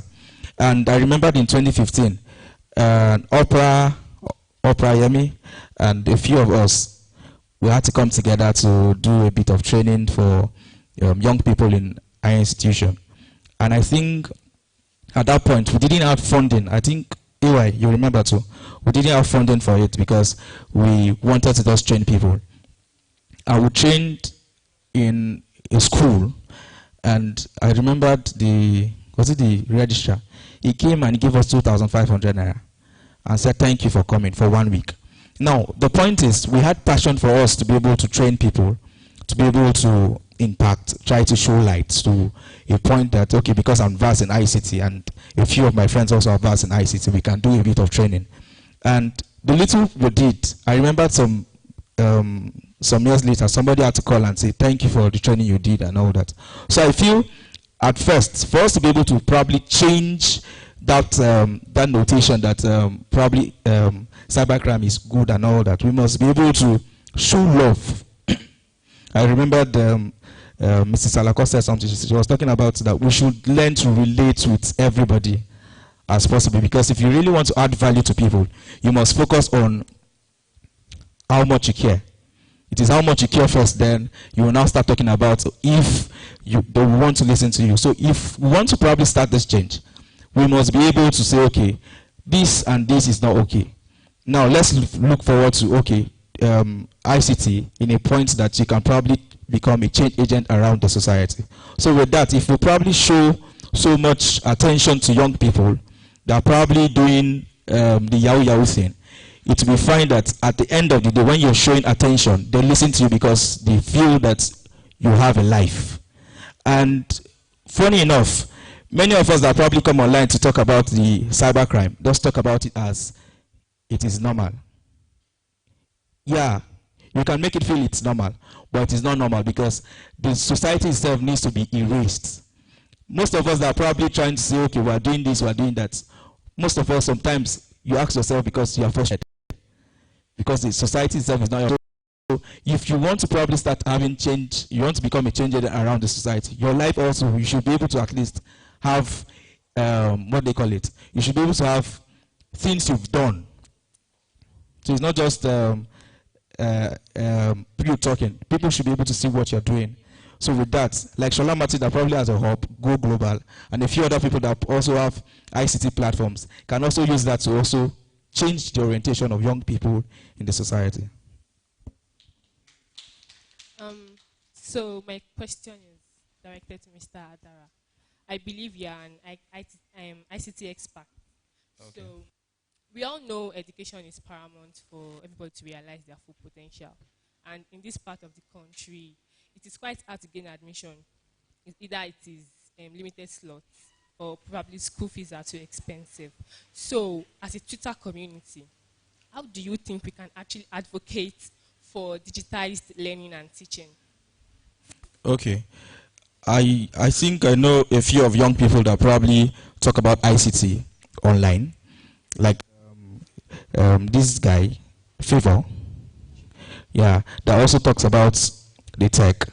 Like Shola Mati also talks about it.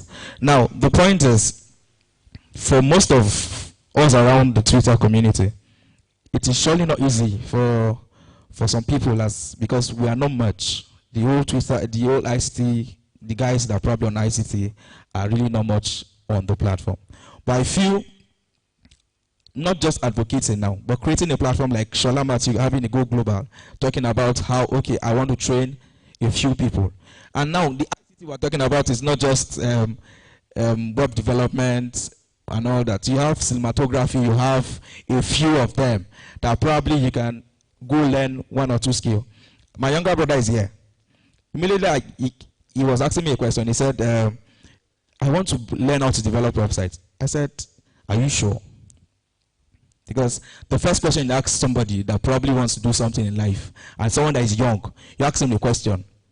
Because I probably didn't have the opportunity at that point. But I asked him, what do you want to do? He said, later I now changed. He said, I like snapping. I like photography and all that. I didn't waste my time to probably think of anybody that will probably teach my younger brother how to snap. I only thought about Uria, streets. I have other friends also that snap.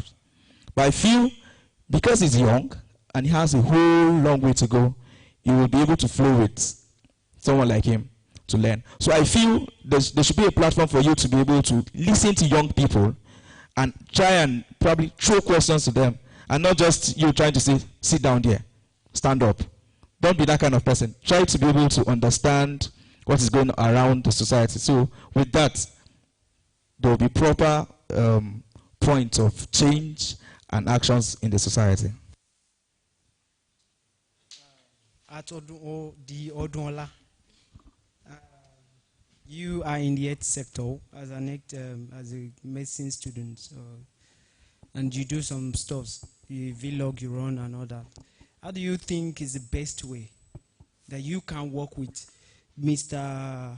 Alao and Mr. Precious?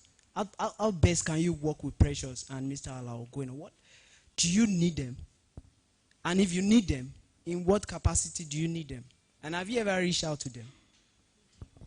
Good afternoon, everyone. Synergy is important, yes, but we have to take a look at where we're coming from to know where we are going to go to. To answer your question, yes, definitely. I don't know what section you're in, ma. Gender-based violence, definitely, and ICT. Every sector needs the other sector to thrive.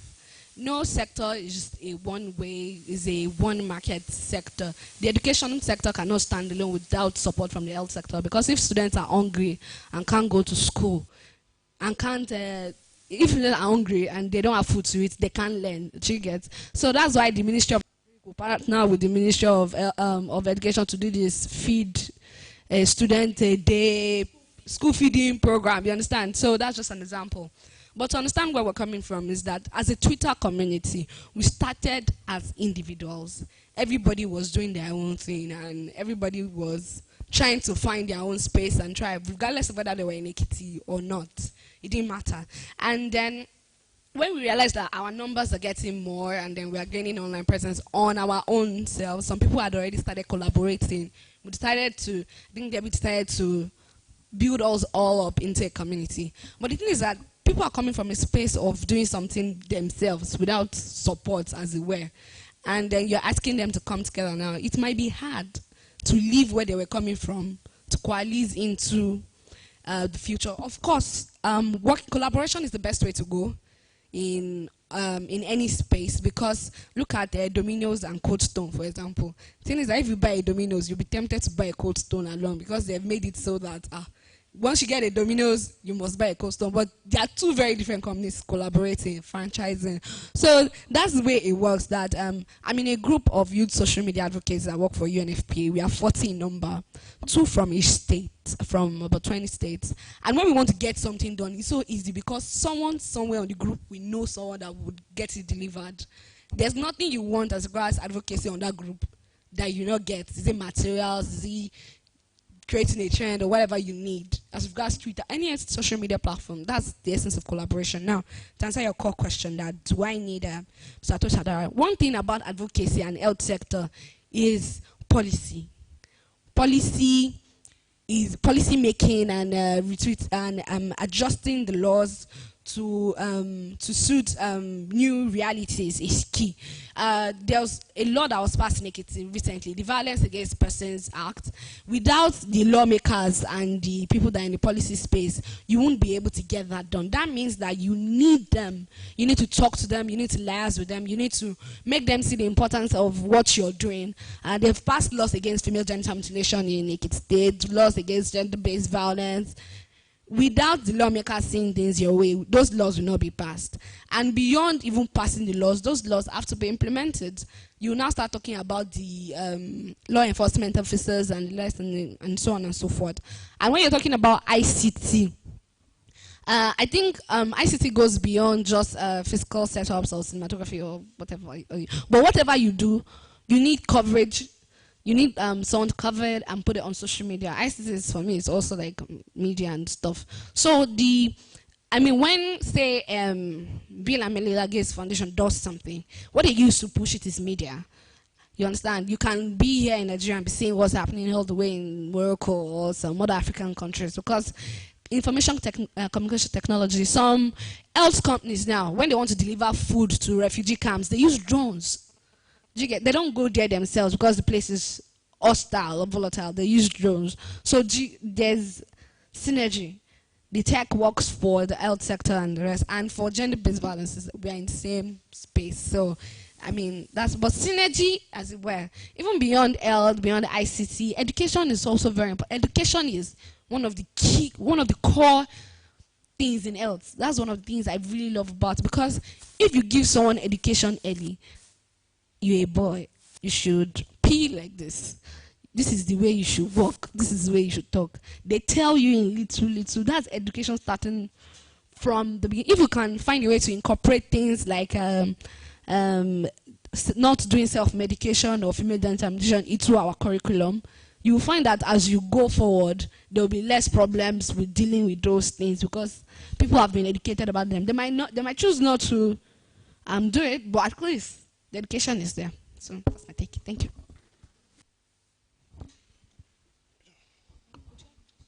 Ms. Precious, like Odun has said, there are now laws against gender-based violence, FGM, in Ekiti. But even if these laws are in existence, we still need implementation. Now, I know that is your area of specialization. So, as a Twitter community, like the need for synergy, how do you think we can collaborate to implement these laws? I know there are agencies put in place for this implementation, but we have to do something. If we don't actually make the first step, we won't be able to take those agencies, we'll not be able to hold them responsible for their inactivities. So, what do you think? Thanks so much, Dolapo. Good afternoon, everybody. Talking about the implementation of the GBV law in Ekiti State, as you have said earlier, we have a lot of agencies doing this thing, working on it. But at the same time, we need this synergy to work together in order for us to make the implementation work. For example, this morning, maybe someone saw it on my Twitter handle, I posted the shame. We have this law of name and shame now. If a rapist, if we have a rapist in town and is being convicted, we'll name the person, we'll shame the person, we'll put the picture on all over the social media, and that is being done by the Ministry of Justice in Ekiti State. So it is a law, and we recently a sex offender register was passed. I think Ekiti started that before Nigeria started sex offenders in the country. So with all this and getting all this together, making all the agencies to work together, I think we can actually get what we actually want, how we want the law to be implemented. And moreover, there was a time that should I say I championed a campaign of giving a free sanitary pad to our girls in school, in secondary school, since we have a lot of them that can't afford all these sanitary towels. It's as bad as we have a lot of girls that are using plantain leaves to do menstruation.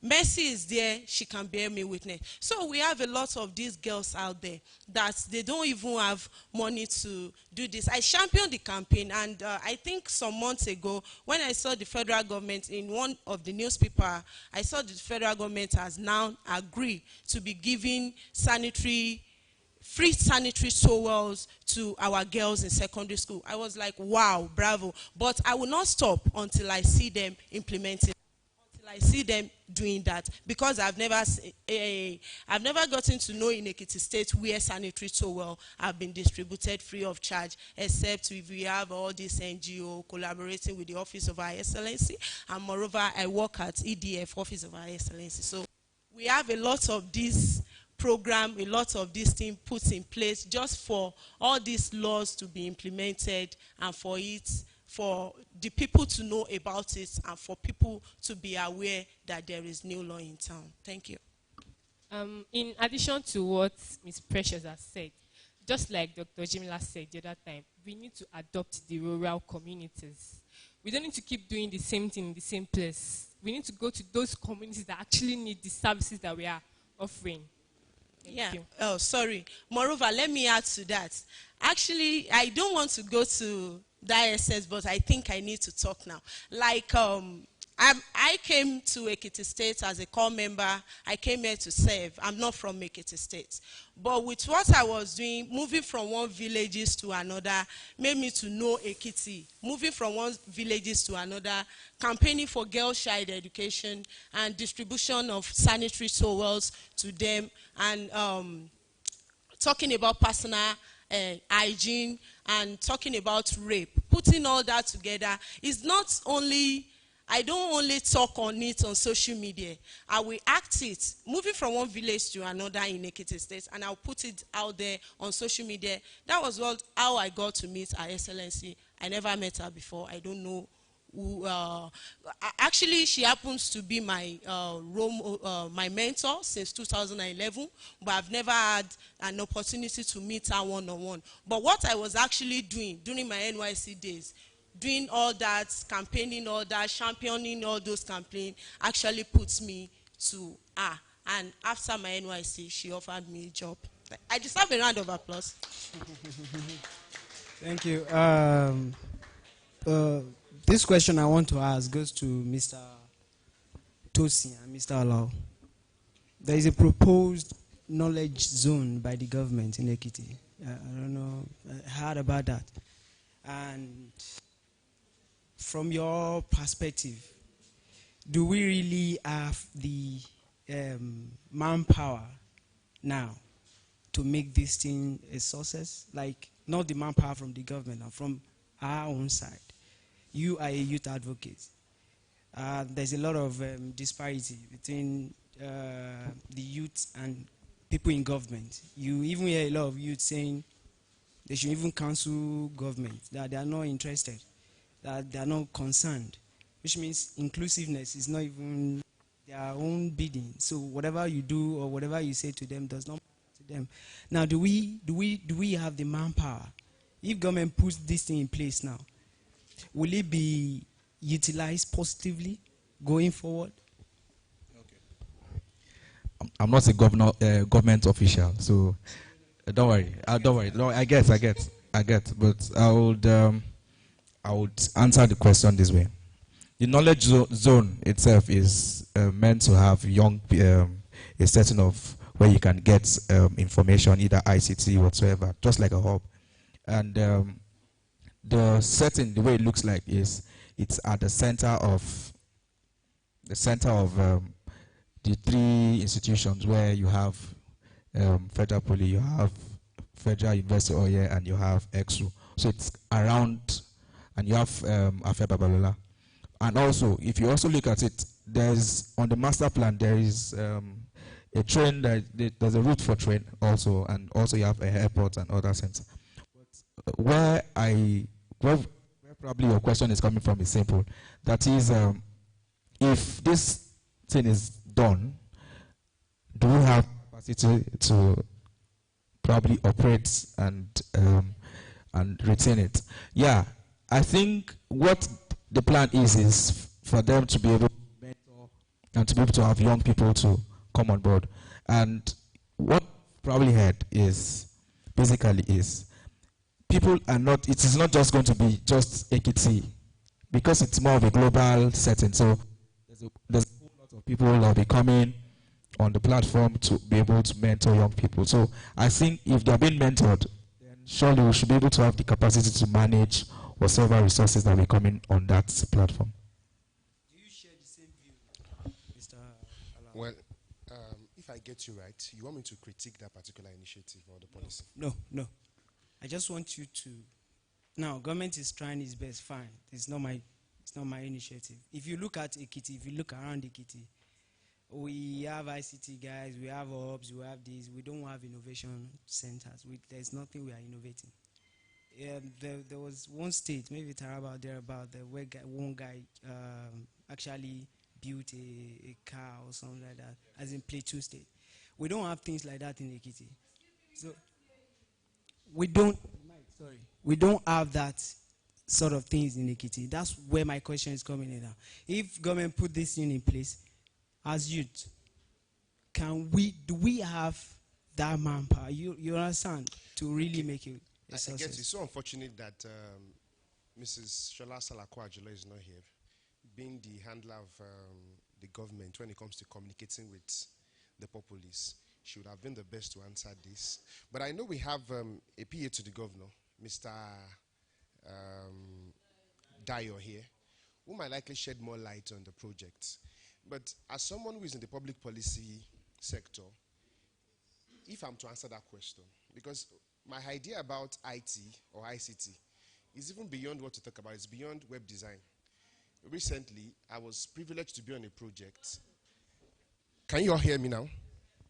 Recently, I was privileged to be on a project that has to do with artificial intelligence that was deployed for the Central Bank of Nigeria. So, so we were there to have a meeting with the CBN officials, and of course, before then, I was sort of a technophobe. I was not really a tech person, so to say. But at a point in time, I knew that the tech world is something you can't do without. If you want to amplify your work, one, and two, if you want to scale up whatever you are doing. So I got on that project, and when we got there, I was expecting us to hear things like web design that I'm used to, building application and what have you. But when I got there, I saw that things have changed. People are talking about chatbots, they're talking about robotics, they're talking about artificial intelligence. And these are things that, to an extent, we are not conversant with that in Ekiti State. So I wouldn't know if the knowledge zone is meant to be a zone that would accommodate things like I'm saying, artificial intelligence, robotics, and what have you, or is just the micro ICT sectors that has to do with web design, building applications, and what have you. But if someone is to ask me if government is to do that project, really, I don't know if you allow me to say this because I like criticizing government. That's what I do for a living.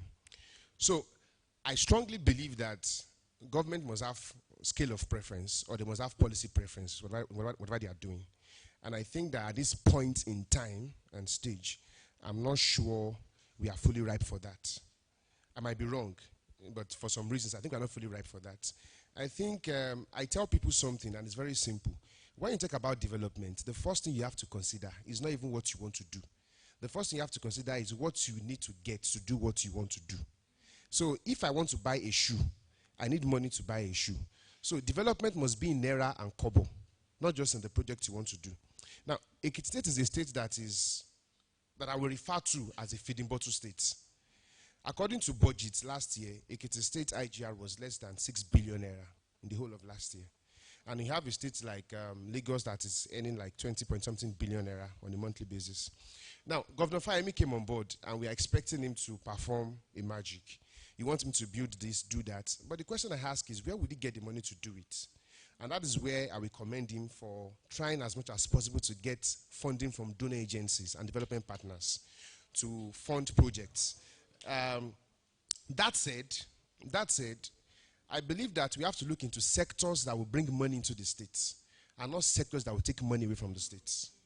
So I think government needs to invest in projects that will increase the IGR of the state.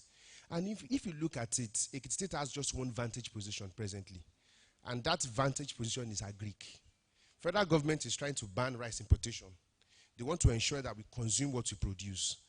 And Ekiti State has good arable land. We have Ibimo rice. So I'm expecting government to invest massively in agric.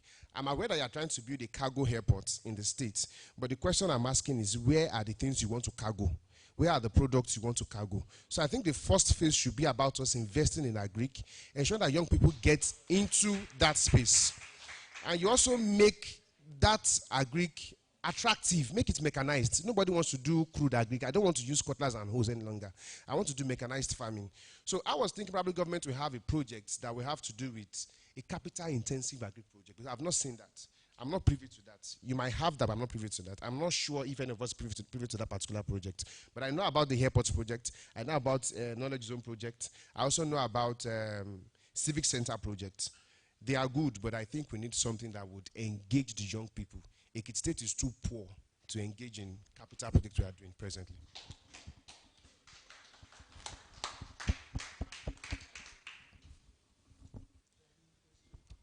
My last question. Sorry, before you, I would like to add to what you said. See, for me, the knowledge zone is a good project. Investing in agriculture is very important. I mean, we have to take, we have to use what we have to get what we want. But the question that you asked, that is what I would really like to answer, that do we have the manpower? And the obvious question, the answer is no. There's no manpower. I mean, you said something about Ekiti not knowing about artificial intelligence, machine learning, and the rest. The thing is, it's everywhere. The average Nigerian doesn't even know what lines of code starts with, or what the lines of code will eventually become to get you an app. We use phones. There are apps on it. We don't even know how they are built or how they work. We are a consumer economy. We don't build. So the thing is that the world, in the next 10 years, people are going, no, it has even started. People are already getting replaced.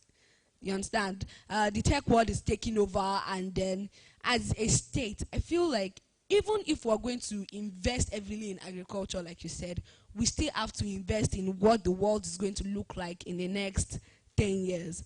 Artificial intelligence is so beautiful that it's going to take over a lot of doctors and lawyers in the next couple of years. And I mean, I'm very interested in that. I want to be a part of it. I'm not very privy to the knowledge zone, but I think what they're trying to do is also invest heavily in children, in kids, not elderly people as it were, build them up from when they're young. I mean, something that the Northerners are doing that is so fantastic is that if you are a medical student, I'm going to use L to relate to it, they will pay you salary so you can stay in school. Because, you know, education is not so fantastic there. What you were saying about someone saying Yahoo is common in the South, it's because we have education to know how to press computer now. People that don't have education to know how to press computer, how do they do Yahoo? These guys, they pay them to go to school. When you graduate, they will pay you heavily, more than the people in the North. A lot of the doctors in the North now are Yoruba people looking for money. And the thing, what they do is that if you want to pursue your residency, maybe they don't have the residency program in the North, wherever you are going to go, they will be paying your salary. So you don't even have to look for slots. They will pay your salary. Say you're coming to Ekiti to do residency. It's Gombe State that is paying your salary. But they have a deal that once you do that, you go back to Gombe and then stay there and work there as a doctor. Do you understand? So if they can also employ that mechanism in any of the sectors, that they build human capacity, train people that come, maybe they get people from other states or other nations to come and train people. But the thing is retainment. What are the reward systems that you're living into play? Even they are Greek. The thing is that if people learn and they learn how to work things from the government, it's easy for them to also leave and then go and establish themselves somewhere else once they have the money. But what are you going to do to retain the talents that you build? It's not just enough to have a knowledge zone and say we want to train children on how to code. When they know and they start building, would they not go to Silicon Valley and remain there? So we also have to start looking at train the trainee and set up a reward system where people can learn and then stay back. And that also includes having a conducive environment to live in, security, and all the other. Everything works together for good, in my own opinion. Just briefly address the issue of teenage pregnancy in Ekiti. I know that is very rampant. Yes. Well, the thing is that teenage pregnancy is not an issue I've been very privy to, but I know an NGO that works to solve that problem. The thing is that teenage pregnancy affects the girl that gets pregnant. And I will trace it back to the origin of the issue, as it were. For a girl to get pregnant, she must have had sex, as well. We are all adults here. And the thing is that sex education is something that we do not talk about. You cannot take sex education to every 13-year-old. And the thing is that these people are having sex.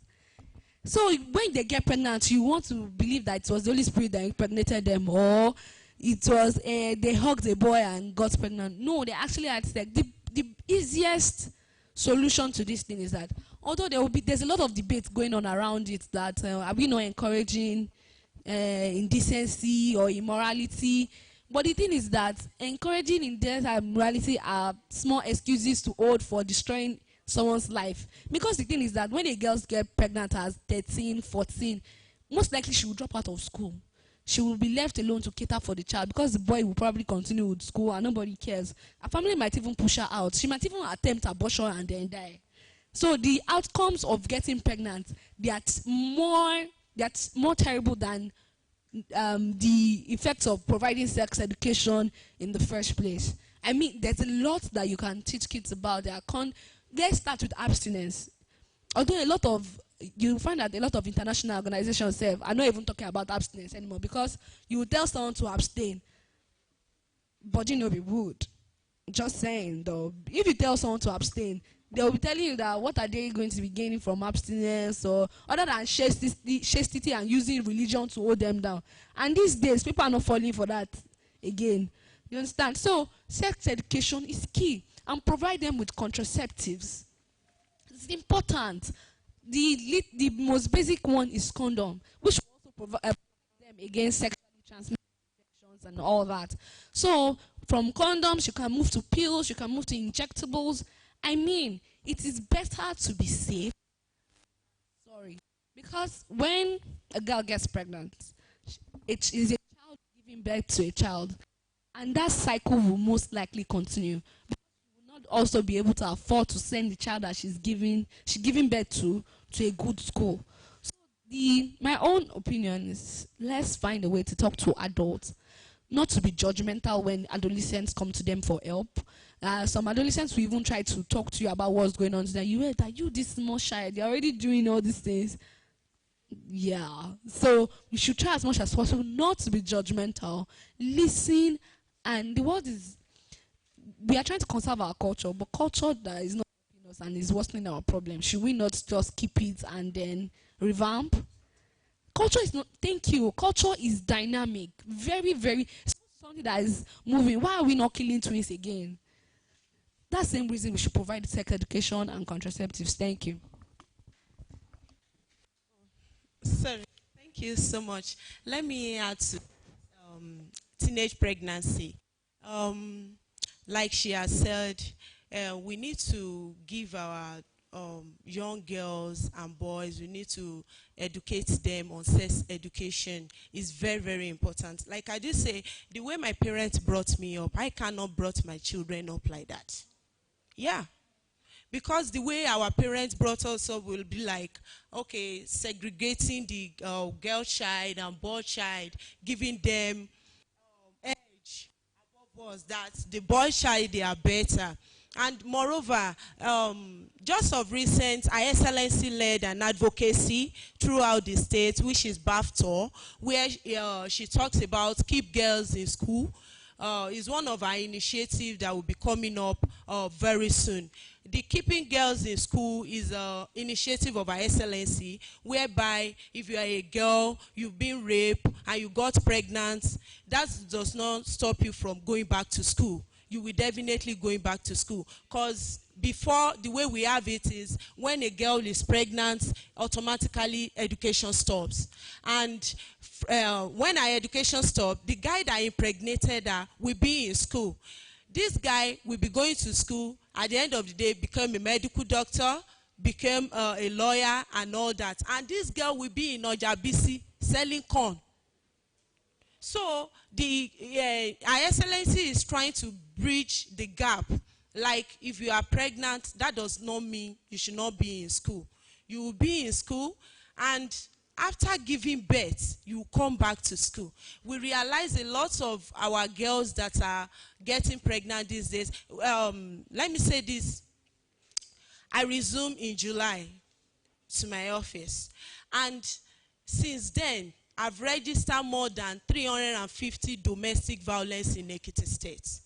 And out of these 350 domestic violence that is happening in Ekiti State, I realize a lot of them are actually maybe like they are children to parents that have been experiencing domestic violence before and automatically left home just to scot with one mechanic or one Okada rider, and at the end of the day got pregnant, and they are stuck in the marriage. They don't want to leave and all that. So unwanted pregnancy, to cope all these things, we need sex education. We need to talk to them about abstinence and all that. Thank you.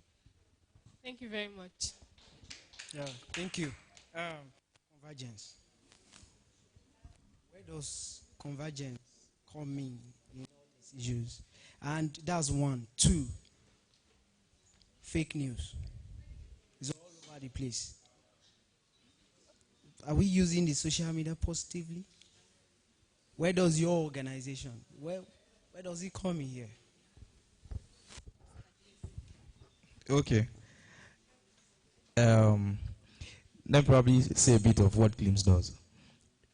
We started in 2015, and the focus was for us to be able to give information out to people, right information, not minding whatever would probably affect us. So at that point, when we understood that, we felt that the major project we did was for us to be able to,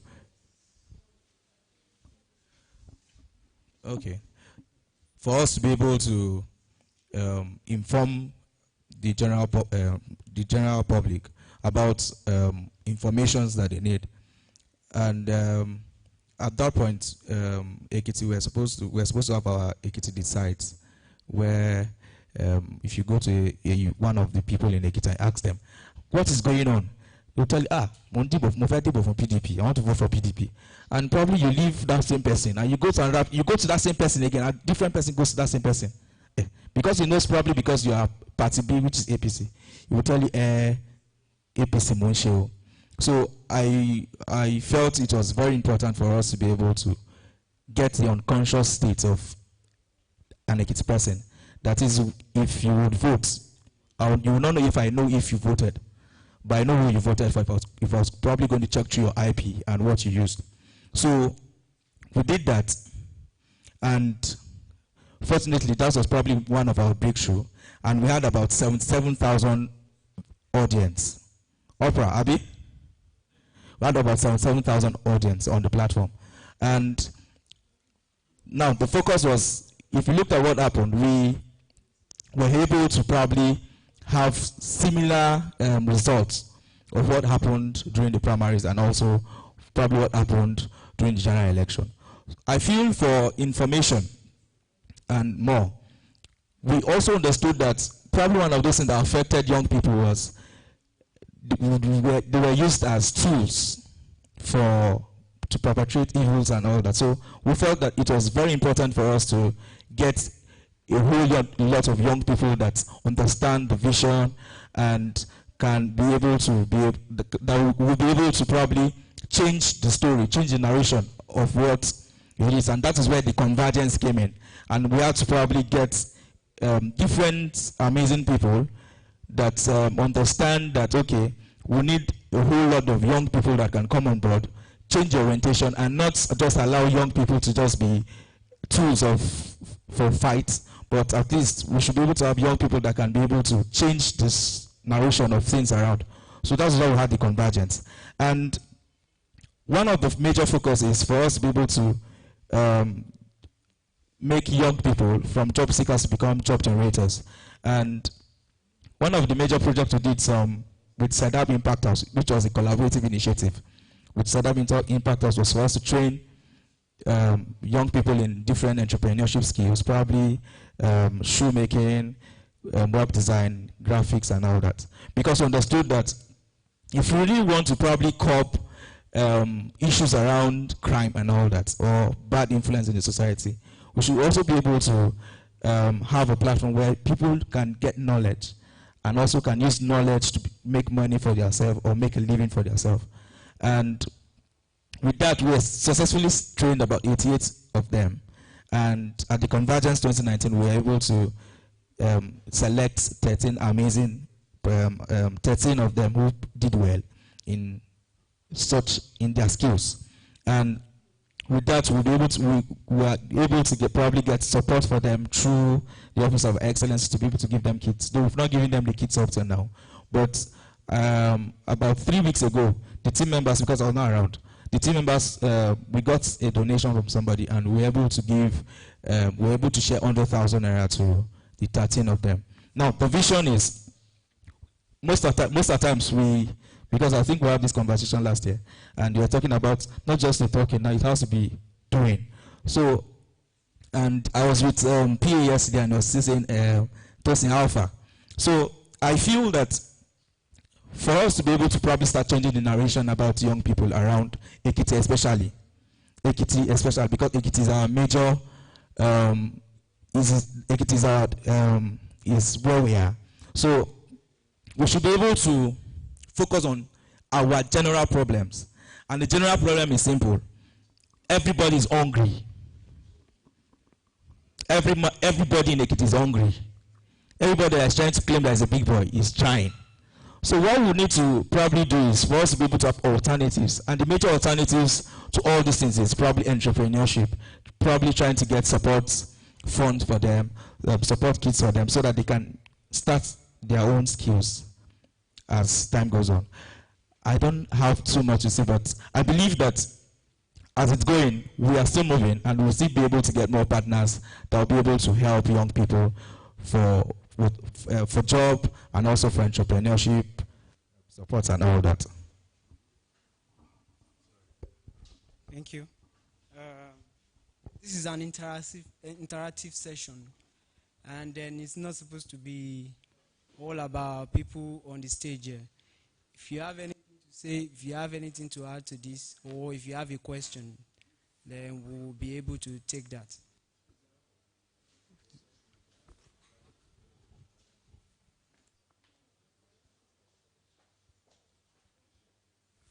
Good morning, everyone. My name is Mercy Damilola Afe, and I just want to add something pertaining to a teenage pregnancy. I think that also adult pregnancy also requires awareness, not just teenage pregnancy.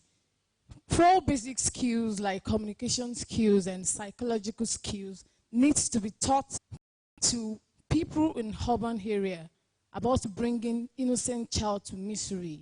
I mean, it is very, very ridiculous to this moment we are now. I mean, this era.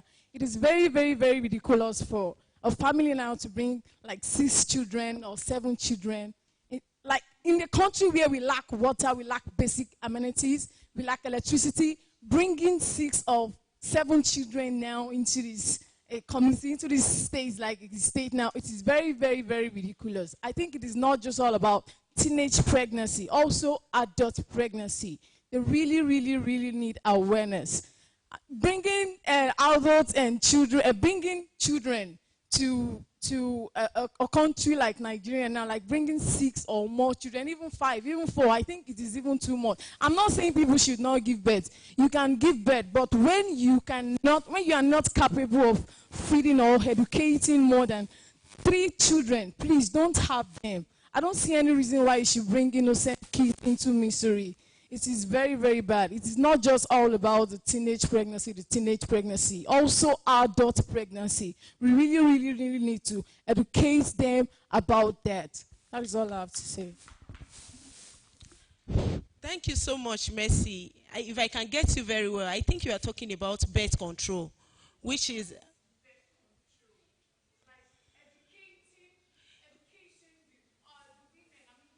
Yes, that's where we have the family planning and all that. Yes, that's where it comes in. Yes, exactly. We really need to educate them. Yes. Not just teenage pregnancy every time. We have some women that really don't care. They just have kids, have 5, 6, 7, 8. And then you see them roaming about the streets. You see them hawking during the days and they're not even in schools. That is very, very wrong. I think we really need people to educate them about that. To stop them from bringing children, from suffering from antagonizing poverty in Nigeria. We really need to stop them, please. Thank you so much. I think that's where our health sector and doctors are really working. Yeah, thank you. Hello, Osh. Hold on, please. I have a question quickly for Mr. Alao here. He said something the other time that if you are not taking into or not being aware about the political atmosphere, that you're just wasting your time. How then do you think youth, the young ones, can make meaningful impact in governance? How? You mean how they can make impact or how they can get involved? No, make meaningful impact, not just an impact. Okay. Meaningful impact. The first thing is before you make impact, you must get involved. So what I see is I see a lot of young people crying for opportunity in the political space, but you don't want to pay the price for getting to the political space. I've also had this argument that if you don't have money, you can't get into politics. To an extent, it is right. To an extent, it is also wrong. I've seen young persons who are not, they don't have deep pockets, but they are today holding elective positions. So I would strongly suggest 3 ways that young people can participate meaningfully in politics. The first one is, before you can get into politics, you must understand that you must join a political party. As it stands today, we don't have that provision for independent candidacy in Nigeria, so you have to join a political party. So if you are rumbling and you are complaining about the political process or the political space in Nigeria, the first way you can get involved is join a political party and get involved in your ward meeting. Let me tell you how powerful political parties, how powerful they are.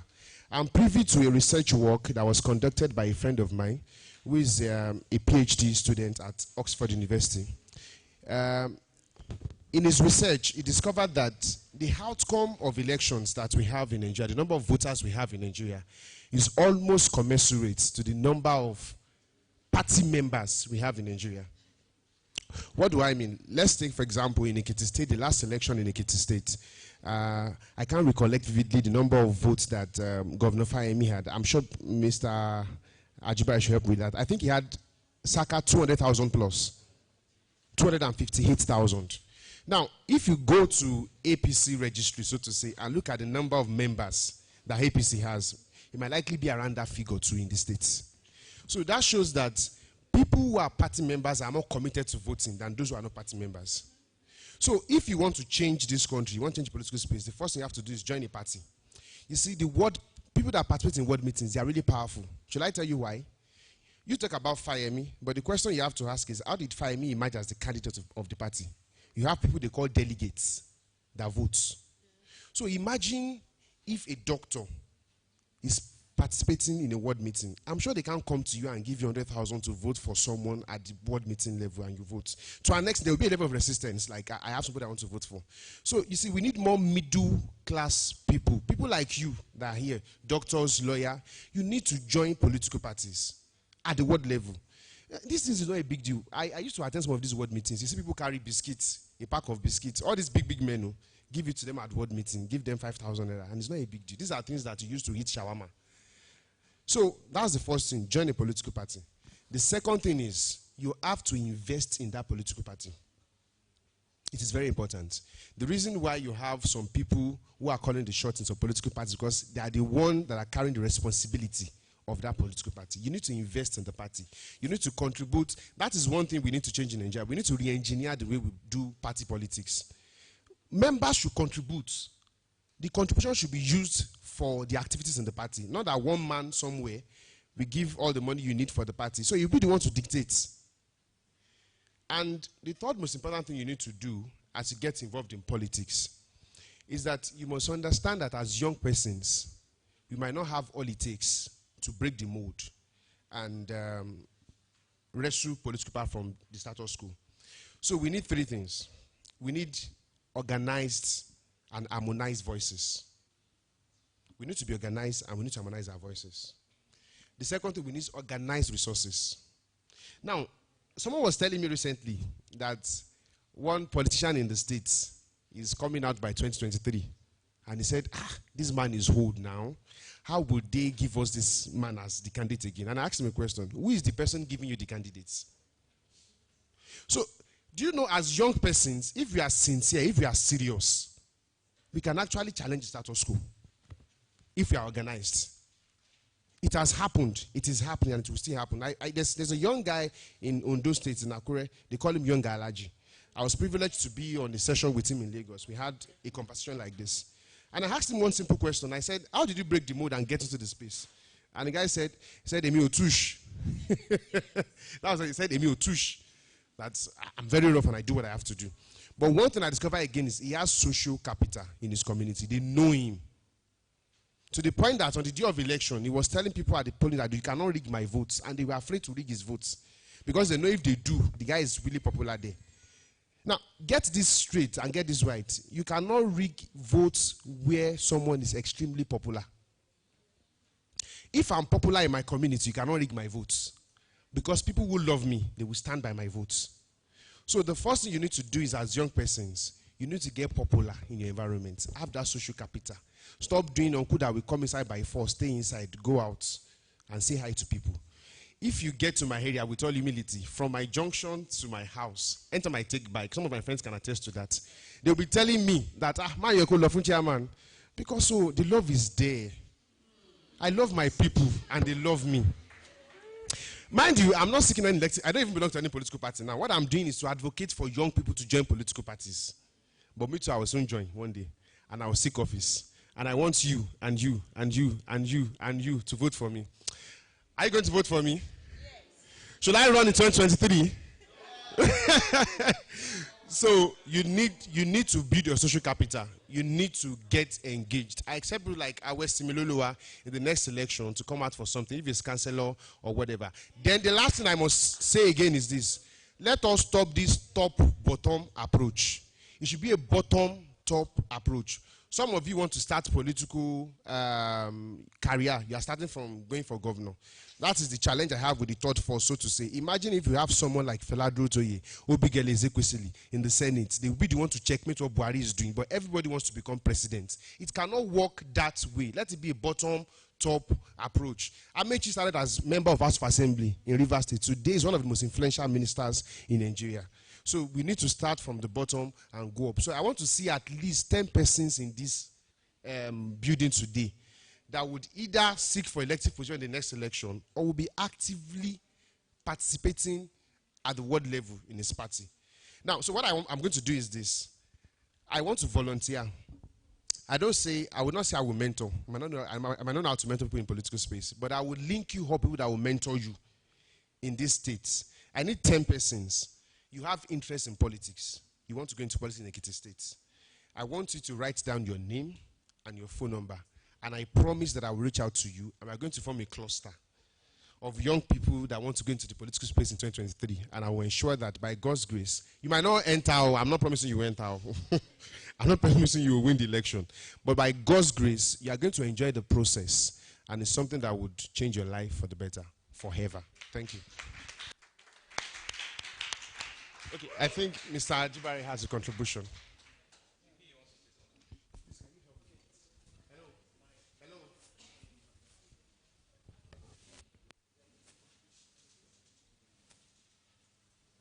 Thank you very much. I'm glad I was able to make this session. I was following on Twitter the first session and I was like, wow, I had to rush down from Ikun. And on this particular issue, I like to contribute. Majorly when I came in, Kosho wanted to cast me. Unfortunately, the other guy did that. I asked him to just let me be like every other person. I like to ask a question, starting from here. If you're here and you have a political party card, raise up your hand.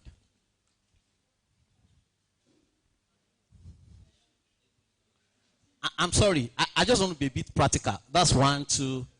I have 3, 4, 5, 6, 7, 8, 9, 10, 11, 12. Let me round it off. Let me say 15. And all of us here, actually, I think I follow a number of persons here on Twitter. I don't talk really on Twitter, but I follow you. Every night before I sleep, I try to check out on people and see what they've said today and what they've not said. Actually, Tosin Drodola taught me that a while ago. And we have about 15 persons here, and all of us every day vent our anger on the misgovernance that we experience on a daily basis in Nigeria as a country. That's number 1. Number 2, all of us do hashtags all sorts, hashtag anything on Twitter.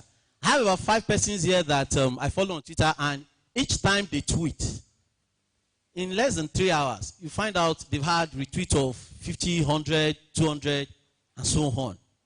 And then most times I ask myself, what do they use this capital for? You can't be complaining about governance without getting involved. It's as simple as ABC. And do you know what? About 80% of the Nigerian total electorate. When I talk about electorate, I don't talk about Nigerians. I talk about those who have the right to vote and who are ready to exercise that right. I'm not talking of someone who is following on Sheon Kibaloye or Deji in TVC. I'm not talking about that person. I'm talking about the person who would go out, go back to his community, and vote that day. For me, those are the electorate. And we all have all of these rights. We do not do anything. We look, and those who make those decisions for us, they go ahead with their decisions. And then we complain for another 4 years. Are we not stupid? I'm sorry. I'm sorry. Because we have an opportunity to be involved, but we stay aloof. And then when they decide for us, we complain. Now, you come back and tell me that there is a lot of rigging. Who are those that get involved? Is it robots? I have those in here, and ICT. I'm not sure we've advanced to a point where we use robots to rig elections for us in Nigeria. We are still the same people that get involved in that process. Now, what am I saying? What I'm saying is to buttress Halao's point. The fact is this. 80% of those that vote in Nigeria are not on Twitter. And that's why you see all the noises on Twitter usually amounts to nothing. 80% of people that vote in Nigeria, let alone Ekiti. In fact, 95% of people that vote in Ekiti are not on Twitter. Maybe about 10% of them are on Facebook. Ekiti is a Facebook community. You can argue. I'm not going to join you in that argument. Now, this is a Twitter conference. It's an opportunity for us to all come together and synergize. I would expect that after this conference, one thing will be important. How do we drive traffic in terms of the Ekiti traffic to Twitter and then impart a change? You can imagine a situation where government wants to make a policy and begin to think about how these are Twitter community, how do we talk to them to buy into this policy before they embarrass us?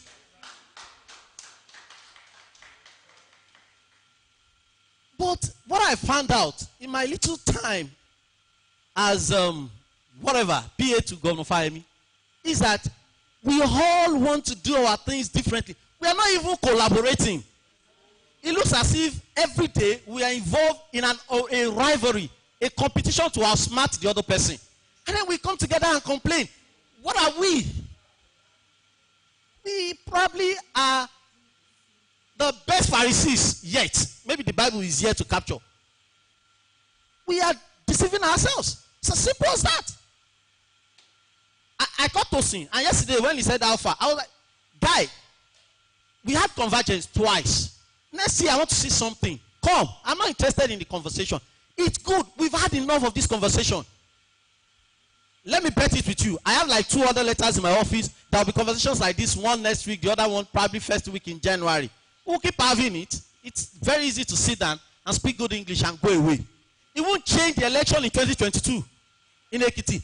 And it won't change that of 2023. The people that decide will still decide. Those mama puts, those yalojas, they are the people that decide. And unfortunately, they are easy to maneuver. They are easy to manipulate. Those of us who are educated stay aloof. So if young people, those of us who wants to participate in governance and policy, let me tell you what young Alaji did. Of course, he was fortunate. He has some money. When he got it, he employed almost everybody in his community. How did he do it? On a monthly basis, about 2 years to the time of election, 1, 2, 3, 4, 5, 6, 7, 8, 9, 10. He will give you 30,000 monthly. The next month is not your turn. It's another 10. In a year and a half, he had probably covered the whole of his ward. That's smart. By the time he was coming out, almost everybody in his environment had gotten a particular amount of money from him. He had empowered people. But how many of us, when was the last time you went to your community? I loved Fola and Showore. But when I started seeing that they wanted to be president, I just told myself these ones are jokers. Because I would have seen one of them saying, as National Assembly, Senate, With the influence they had, of course, they can challenge for that. But president, well, good luck to them. So the essence of what I'm saying is this. Number one, I want to challenge this community, this Twitter community. Let us synergize. They've spoken a lot about synergy. Let us come together. If you are here today and you leave, and you are not following almost everybody in this room, we are not ready. If you are here in this room, and by the time you are through with this conference for the week, and Mercy Halao Adara is not following everybody that attended this conference throughout the period, then we are not ready. Because you can imagine what it means. We are probably 50 or 100, and I'm following everybody. You are following me. Everybody is following everyone. That means at least I have 100 people following me, and I have 100 people I'm following. And there's a policy in Ekiti that we don't like. And then I tweet it, and all of you retweet it. We have generated about 10,000. And each of you generate 2 retweet. Multiply it. There's no way Mr. Governor will not know that there is an issue with this policy. That's how to make impact in governance using this platform. Thank you.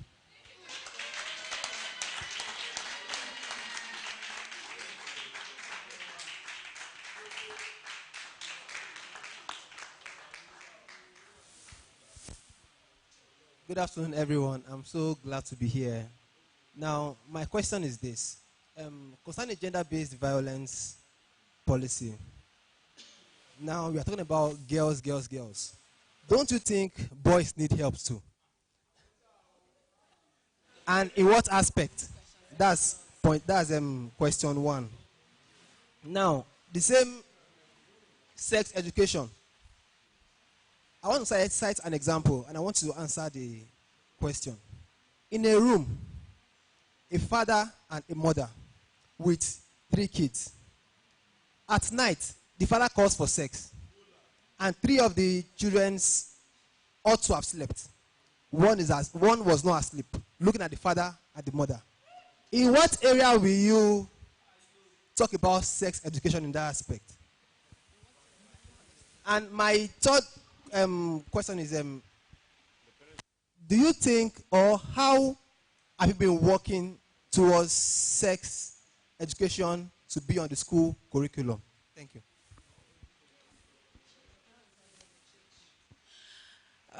Thank you so much for that question. First and foremost, let me answer the first question where you said the boys, are like maybe we are not carrying them along in our GBV law. I think there is provision for them too. Like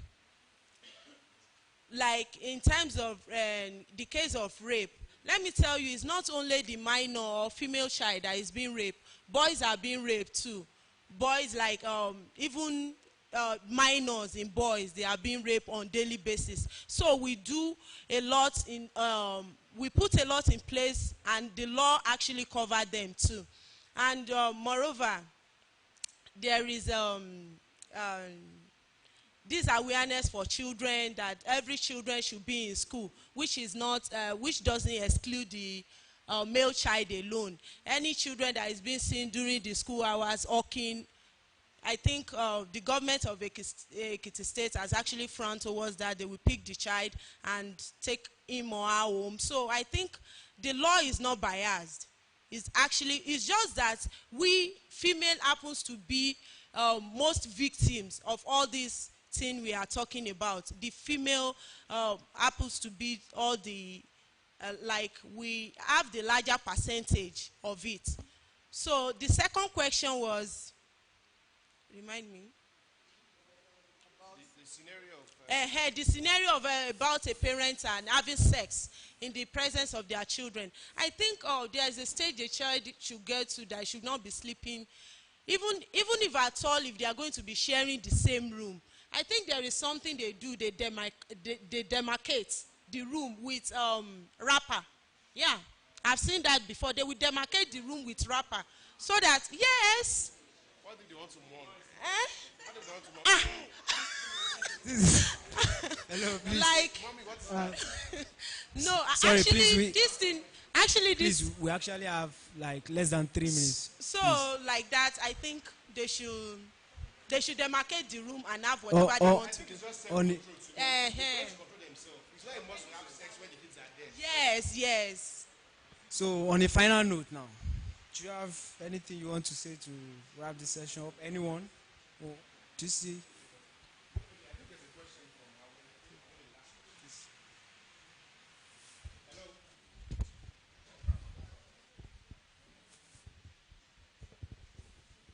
Good afternoon, everyone. I'm Similolu Awe, and I'm so pleased to be here this afternoon among the brilliant and those people who are at the helm of making decisions in Ekiti, and I'm so proud to be here, to be among you this afternoon. At first, I'm going to contribute in the aspect of the child control. It's not like these people giving birth don't know that they can't cater for these children. I know of a family. The woman hawks corn during seasons and maybe vegetables. This is her 5th child. The small one, she's my friend, Blessing. Very small, she's 2 years old. Very smart girl. She can go anywhere, just send her, give her money. She can even go to the market for you because of the kind of lifestyle she has been exposed to. It's not because these people don't know that giving birth. Because there was a day I called her.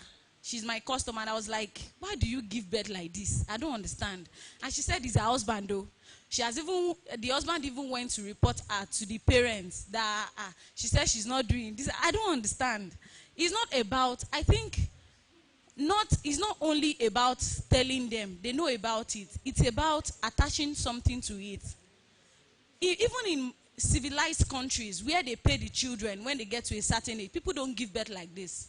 Because their reasoning is not like our own. I don't know. It's not like we don't know about it. I think if there is a penalty for it, like, okay, if you give birth to so child, there is an amount you pay. Or if there is a way they can regularize it, maybe through a policy, not just a policy, where we have an active policy, because there are some policies we just make and we forget about it.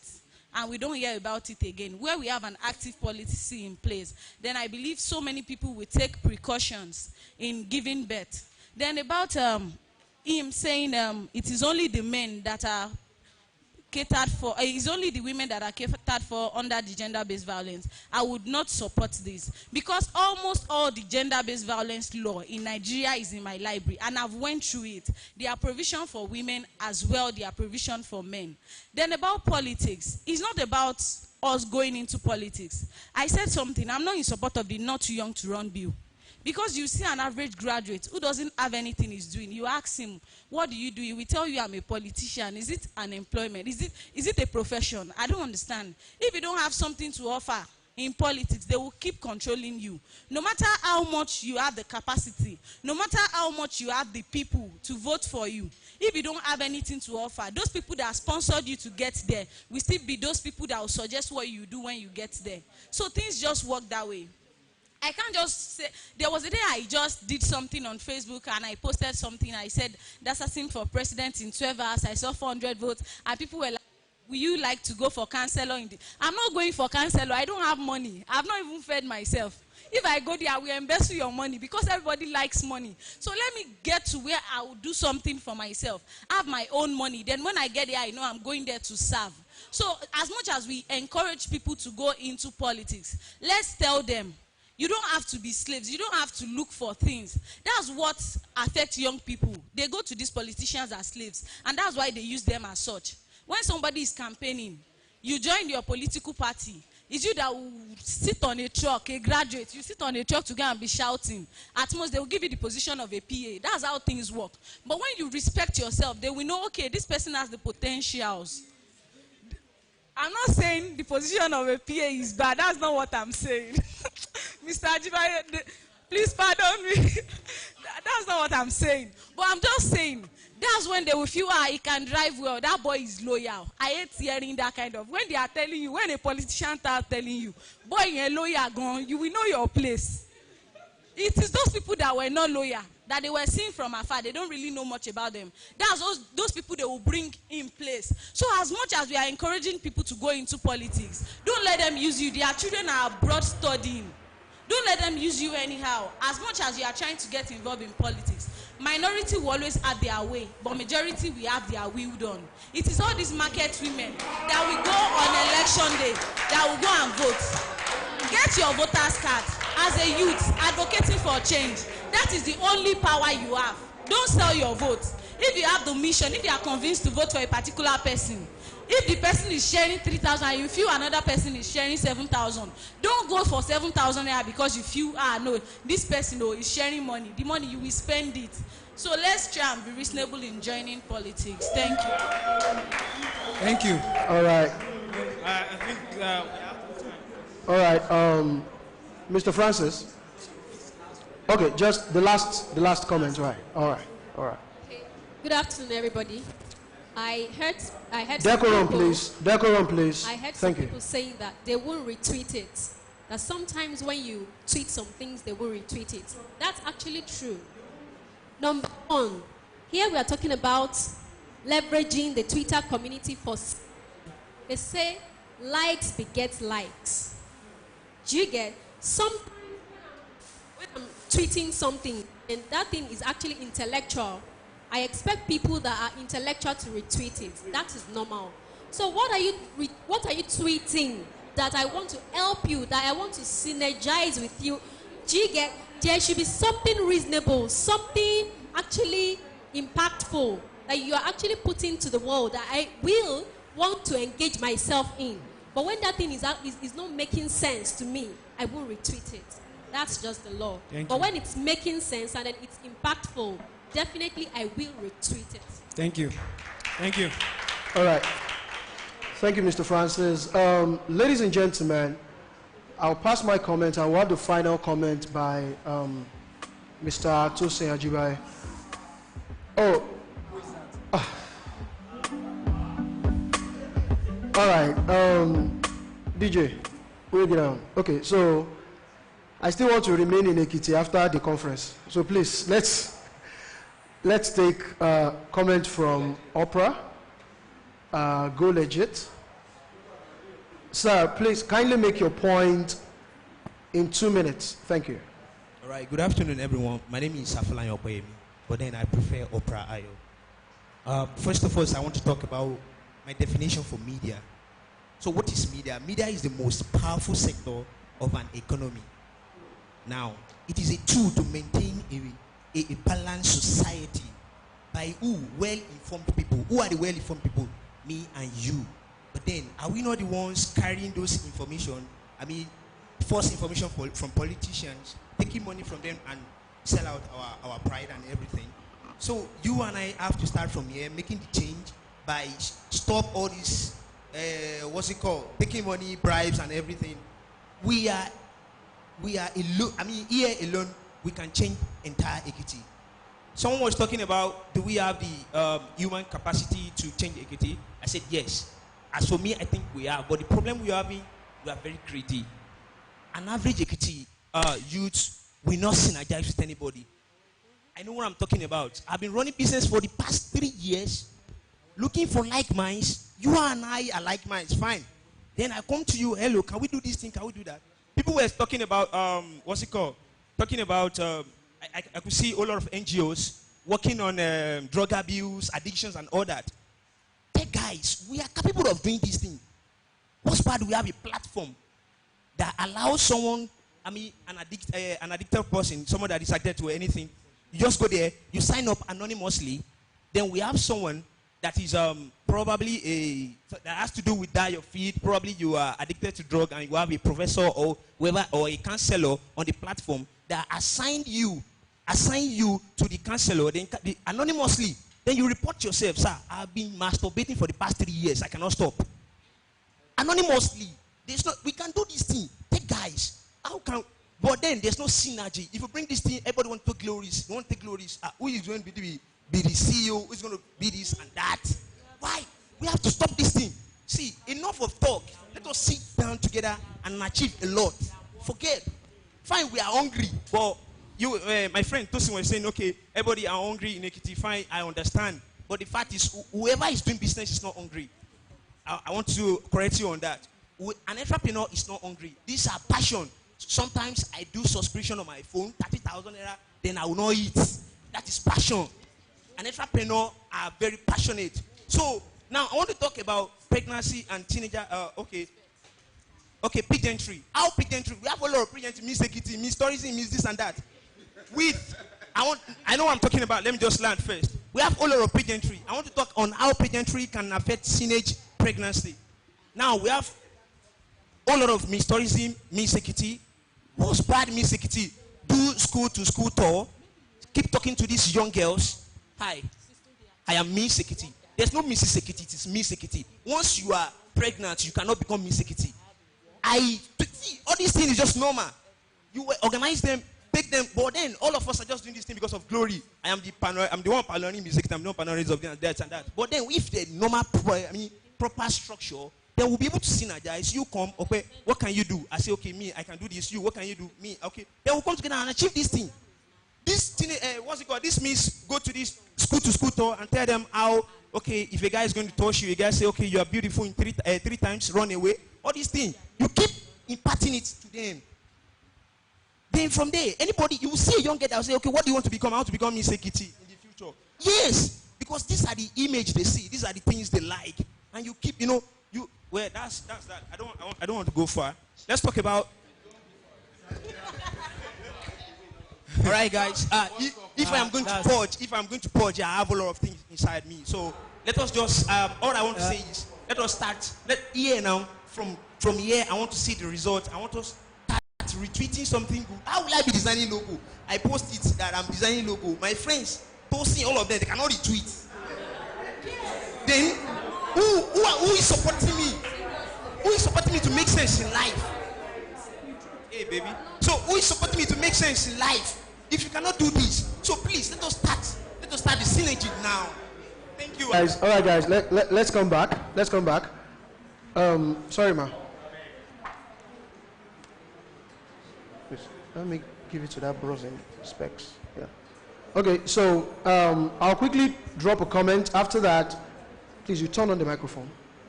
Mr. Sholashitu will drop a comment, and after that, we'll hand over to Mr. Tosin Ajibaye. Ladies and gentlemen, I have a good news. On the Nigerian trend, we are number 19. On Nigeria trend, currently we are number 19. And that doesn't mean we cannot do better. So please, it is best if we are between number 1 and 5. That is when we'll be making impact. Also, I thank God that I allowed Opera to purge. Thank you very, very much. He said some cogent points, which I believe is very, very important. Ladies and gentlemen, it starts from here. It starts from here. What we allow to trend is actually the wrong things that are supposed to trend if we really want to use Twitter to reshape our community. So when the hashtag EXU sacked 1,000 lecturers, when the hashtag was trending, one of my tweets was that the fact that reading through that hashtag, the hashtag started in the midnight, and before morning, before dawn, it was already viral. Reading through the tweets under that hashtag, it was sarcasm from top to bottom. Now, that brought me thinking. Number one, I do not see one single tweet that was fighting for the cause of the sacked lecturers. There was a lot of misinformation, and to make the matters worse, it looked like people were, like EXU students were happy that they sacked some lecturers. So I don't get it. It was as if these lecturers had no love with the students at all. Like, it's, hello, guys, it was looking like their prayers were answered. You know, a guy tweeted that, for you to know how insensitive these students, a guy tweeted that he had been on the hashtag trending until when he noticed that his girlfriend's father is part of the lecturers that were sacked. Now, that is not even the punchline. The punchline is, I am in trouble, all bills on me. Okay, now, that is funny, right? That got a lot of likes and retweets and likes. Okay, so let us assume that that is a tweet to promote a policy. It is very possible that that tweet will not get a single retweet. 1. 2. Some of us are leveraging on the Twitter app as our office to promote our business. I am included, I motivate, Oprah, a whole lot of us. So, when I tweet, even our ladies here, when you tweet half naked showing your breasts, you have 1,000 retweets. When you tweet that you are selling a product, even your roommate will not retweet. So if we are going to have a synergy, guys, if we are going to have a synergy, it starts from having personal love for one another. You can tweet something, I find it interesting, I will just giggle, and that's all. No likes, no retweets, nothing. And it dies like that. I saw a skit by Sidney Tucker, viral. Today we have king and queen on. What is it, God? See, let us be guided so that we're not going to have king and queen of Fajui or king and queen of Iworoko. And the funniest part is this, guys, the funniest part is everybody running this pageantry is running to the government. Running to the government or someone in government for support. Now, let us be careful so that we are not sounding like a broken record. Hi, I am for Miss Ekiti. I rush to someone in government. I pitch my idea. After 3 weeks, another person come with almost the same idea. So the person is looking at it like, okay, so if I give you 100,000, I give you 100,000. Another person comes, I give the person 100,000. How much is my salary? But if all of us, do you know that for some of the events that we've disintegrated, if we can come together and have a whole week of events in Ekiti, like we can shut Ekiti down 1 week. Synergy is important in every sector: policy, entertainment, arts, fashion. Synergy is important, and it must start now, so that those that we are running to will not get tired of us. Thank you very much, ladies and gentlemen. Let's have Mr. Shola Shitu now. Right, good afternoon, everybody. Good afternoon, sir. My name is Shola Shitu.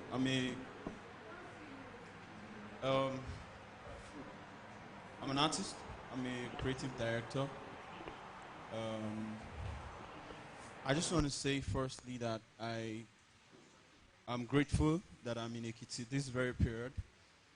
A few years ago, about 8 years ago, about 9 years ago, I was here very active on TV, radio, and we're doing a few shows. Then I'm back here, and then I love the mantra of the new administration, values orientation, and I've been doing my best as an artist to use my heart and creativity to promote certain values. First, let me say to the Twitter community that it's important that we get more creative with communication. Communication is not effective when you just do it because that's what to do. I think the world has moved past because there are a lot of competition. If I'm on your timeline and you are not engaging enough, there's another guy in Lagos, maybe there is an Mba somewhere or Pamilerin somewhere, and then the competition is really serious, and then pay attention to all those guys and just leave you because you are not creative enough with your communication. But that said, and I'm not trying to blow my own, but creativity is just what is how I tick. That's my life. So I do that, But because I don't fall into certain circles, which is why I think it's really important we talk about synergy. When I came in here, I was trying to reach out to some of the guys I left those times, so that we can pick it up from there and then move forward. Been in Lagos for a while. I've learned a lot. I've seen how this whole thing plays, especially with entertainment. But then nobody seems to be interested. It's as if everybody have become kings, in their own kingdom. And then I invite you for this, you don't come. I invite you for a video shoot, you don't come. I invite you for... Then I went like, okay, it'd be like everybody just there on your own. Let me to just be on my own, Abi, so that I don't dissipate the energy unnecessarily and then create enemies. And then I'm tired. Then I want to just carry my load and go back to Lagos. So I just want to say that, please, because I don't do my thing your own way, it doesn't mean that I'm against you. I'm not against you. We can't all use the same style. And left to me, entertainment is big because it goes beyond. It goes into the subconscious. We are talking about the eye gates and the hair gates that are never tired of receiving. And there's no better way to program people than reaching their subconscious. And the way you do that is to engage very subtle ways, like entertainment, like music, like acts, like this and that. It's very important. So please, we can't all speak the same language. So please, let's encourage each other and let's employ each other. Let's patronize each other, as it were, in our things. Somebody reached out to me. They wanted to do a pageant, and he said, "Do this for me and do it free." And I'm like, bro. Inside of me, I'm like, camera is not free. Studio session is not free. These things are not free, actually. They might look little, but don't think entertainers or creatives are riffraffs and they're just hustling to earn a living, as it were. There is a lot of communication that goes out with creativity. Please, let's respect everybody's trade and then support each other. Thank you very much.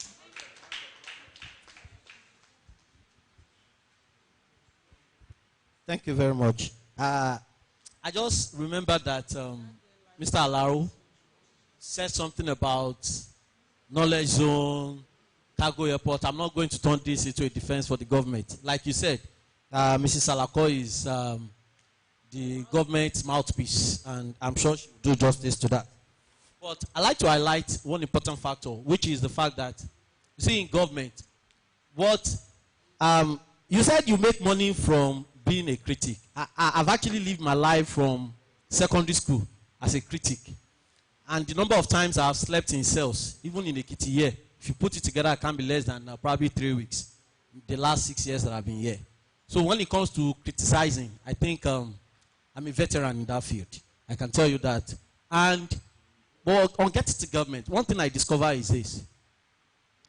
Most times we talk about government as one individual.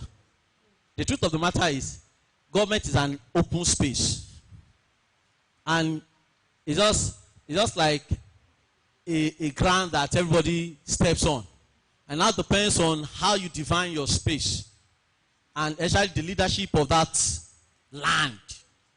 How the rules you make, how strict you are with implementation and some stuff. But the truth is, you can't really monitor everyone. I can tell you there are a lot of programs going on in government that some individuals are doing, and if sometimes you don't tell the governor, he's not even aware. They are allowed to use their discretion. Farm is there.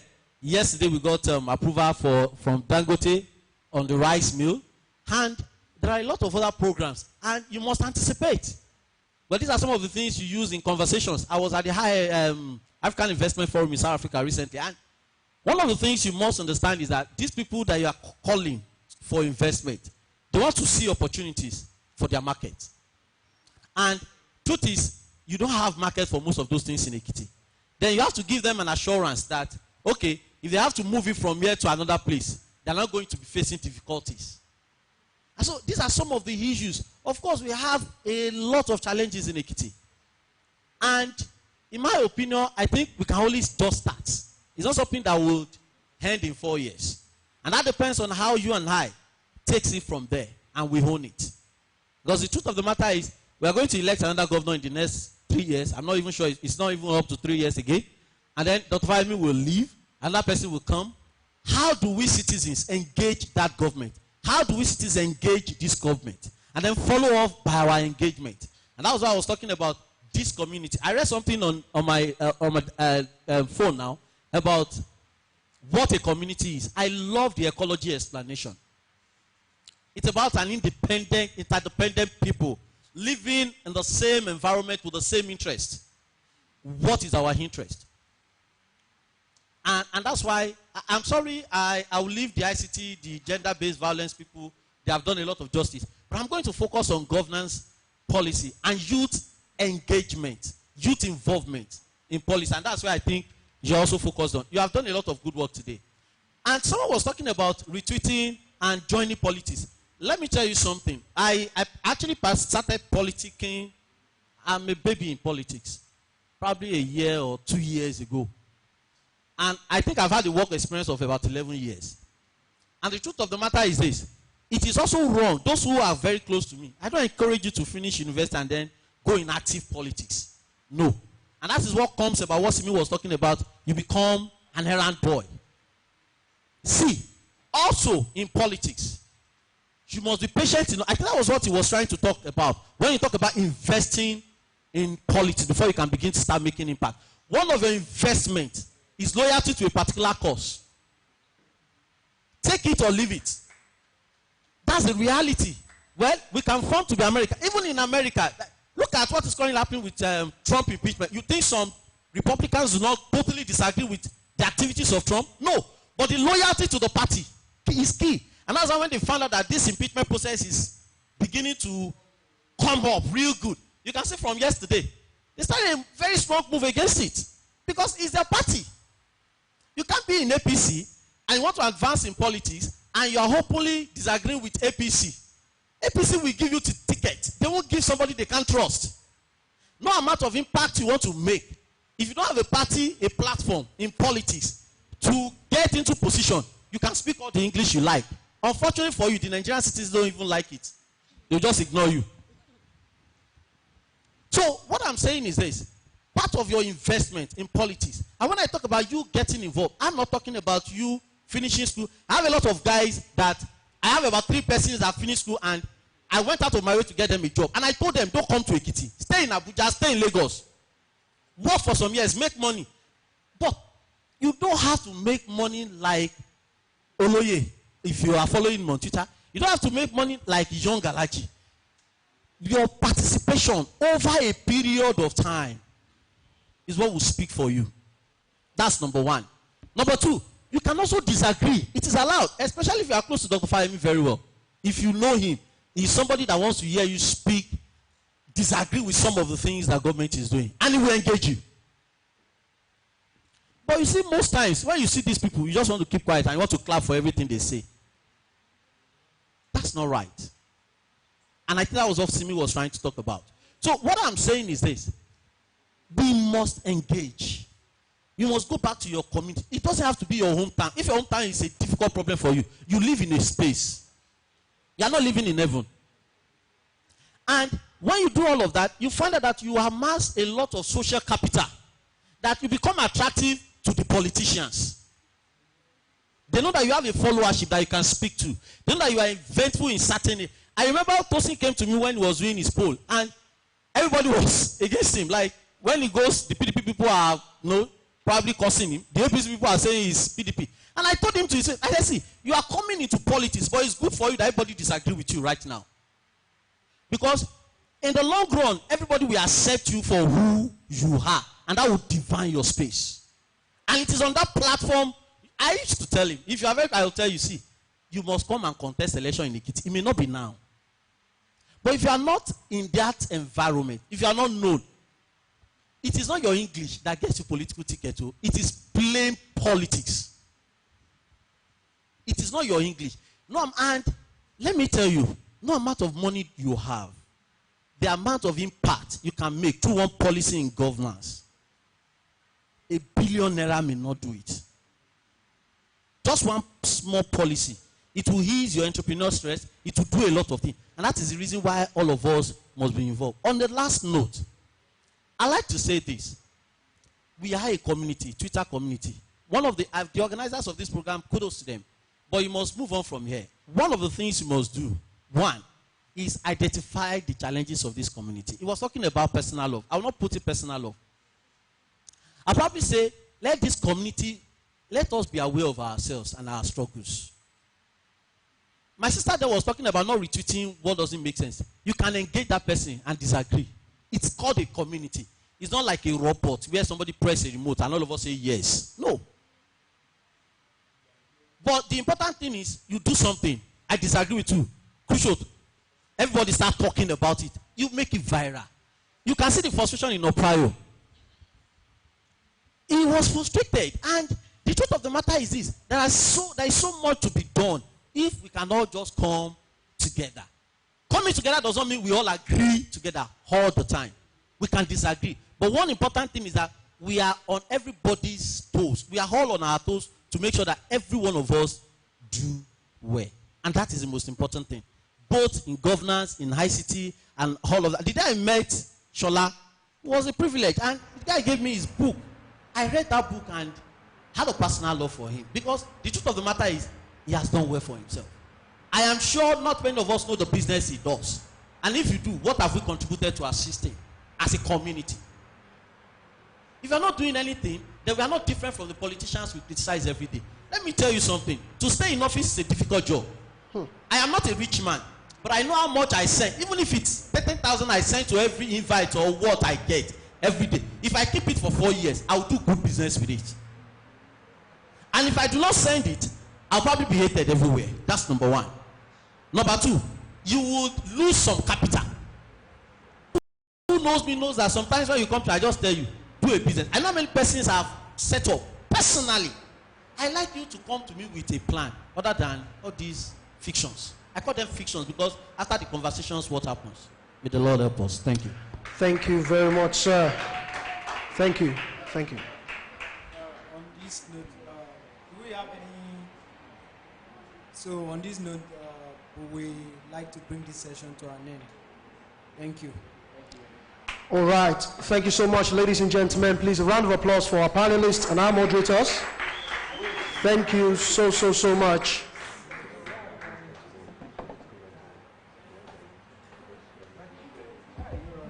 Okay. For as many as those that have interest in political mentoring, like Ayomide Alao said, kindly just reach out to him. You can do that by just writing your name or meeting him after the event. Thank you very much. Ladies and gentlemen, I want to believe that Attendout is getting ready for the exhibition. Ladies and gentlemen, Attendout is the ICT firm responsible for the QR code that enable us to have access to this hall. Ladies and gentlemen, they are it's getting noisy, please. It's getting noisy. Thank you. They are a very reputable ICT firm comprising of young, brilliant minds. Ladies and gentlemen, they'll be coming for the exhibition for short minutes. I think 5 minutes should be enough, right? All right, good. Ladies and gentlemen, without wasting time, please join me as we welcome Attendout for the exhibition. Please put your hands together for them. Thank you very much.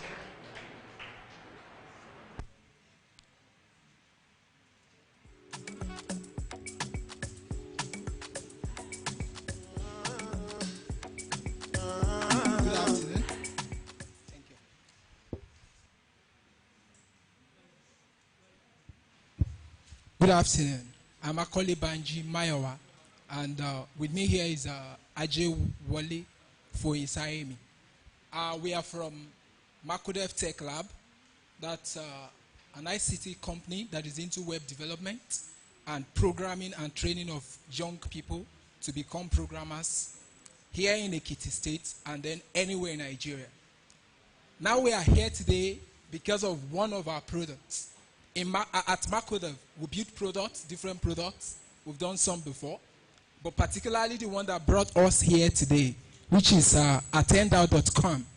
That's what we're to talk to you about.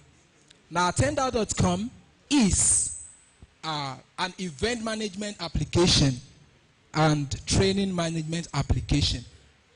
Sometimes ago, I was at an event, and then I saw that registration, which is always a key part of an event, can make your event messy and time-consuming, where a lot of people will have to come in. We're much here, but not as if we're that many. But then at some events, we have about 1,000+ people that has to come into the event. Then we came up with Attendout, which is supposed to reduce the cost of your event management, mentally, physically, even emotionally, because it is the stress of you having to put up an event, manage it, manage your participant.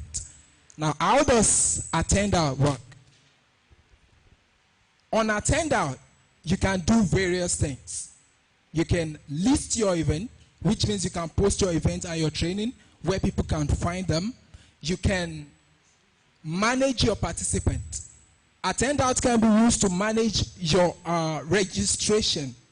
For instance, those of us that are here today would see that we received a mail, and then we have a QR code that can bring us in here without any stress. Leveraging on this tool, Attendout is able to verify about 6 persons in 30 seconds, which means that it's going to verify about 12 persons in a minute.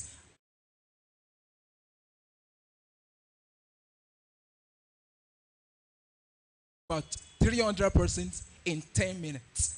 If there are no extra things you're trying to give out, if all you're doing is giving your participant a tag or something they have to take in, you just can with your mobile phone. And that is one thing that makes Attendout unique, because you don't need a dedicated software or hardware to make use of it. You can just make use of your Android phone. So when you become a user on Attendout, you can post your event. The mail that you received, if you look into it well, the location of this event is embedded in it, which means you can click attendout.com/locate/etc2019, and then it will bring you here. It links directly to Google Map and brings you to this event, because it has been added by the owner of this event. Not just that, Attendout can also be used to manage and sell your tickets. If you do events and you have tickets and you want people to buy your tickets online, people can buy your ticket online, pay for it online, and all they get is their QR code, which only your account will be able to verify. You can log your account into 3 different devices or numbers of devices and use it for the verification. Now the question of how do you get your money without any stress? On Attendout, you have a wallet. The wallet can withdraw the revenue of your ticket straight to any account that you want. So when you list a paid training or paid event on Attendout, you are able to get, as people pay for your event, you get the notification. And at the end of the day, you are able to withdraw your revenue to any account.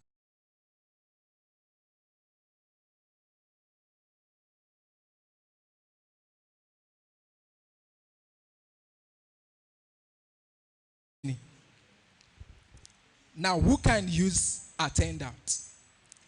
What I've been saying feels like only event owners can use Attendout. No. Influencers, social media influencers, event managers can leverage on Attendout for their businesses. How? That is because when you post your event on Attendout, you are able to tag people that manage the event with you.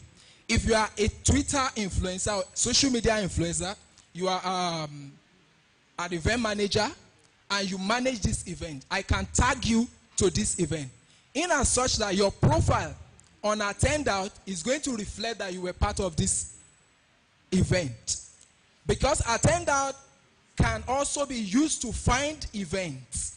When people go on attend out, you can discover events that are around you, events at a particular location. And why it is useful for event managers and social media influencers, digital marketers as such, is because when people come to post their events and training on attend out, it recommends the event vendors that are around them. So if you have an account on attend out and you have, maybe you are an event manager, a digital marketer, by the time you have been linked with different events, when people go on attend out and they want to post event here, they're able to see that this particular person is around this environment and can manage this event better. Now, let's talk about how you verify. When you verify people into your event, it handles your data for you. Every one of us that came here today, we do not need to pass any piece of paper around to take your phone numbers or anything. We have them already on the system. It can be exported to PDF, to CSV, maybe for bulk messaging. It can be exported to Excel. Maybe you want to keep it for data management. And that means that as we are here, we don't need to do any attendance, passing of attendance around. We have the data. So it makes it convenient. There is nothing like we want to curate from the list that we have already, and then people continue to find which number belongs to who. Everything is already on the system and can be exported. Now, when you make use of attend outs, you can also use it for your trainings. Apart from events, you can also post trainings on attend out. How do you do that? The same way you do trainings, the same way you do events is the same way you post trainings. What kind of training can be on attend out? Any kind of lawful training can be on attend out. For instance, if you do bead making, hairdressing, or any kind of training, you can list it there. In as much that when people come on attendout.com and look for trainings around by a category, they can search the ones nearby and they would see your training. They can attend it, you can make your money from it, and it brings rest of mind to the management of your data and every other thing. Now, you don't need to do anything to get on attend out than to register. Just go on attendout.com. You can register with your email. You can register with your Facebook account, with your Google account, and then you become a user. You can become a event manager whereby you can get jobs. You can also make use of attend out for your event management business, where your clients need to promote their event to manage the registration like we have done today. You can leverage on that and use it, export their data, get it to them. It's about digitalizing the event processes, and that is what we're trying to do. So thank you very much for having me here today. I'm grateful. Thank you very much. Attend out.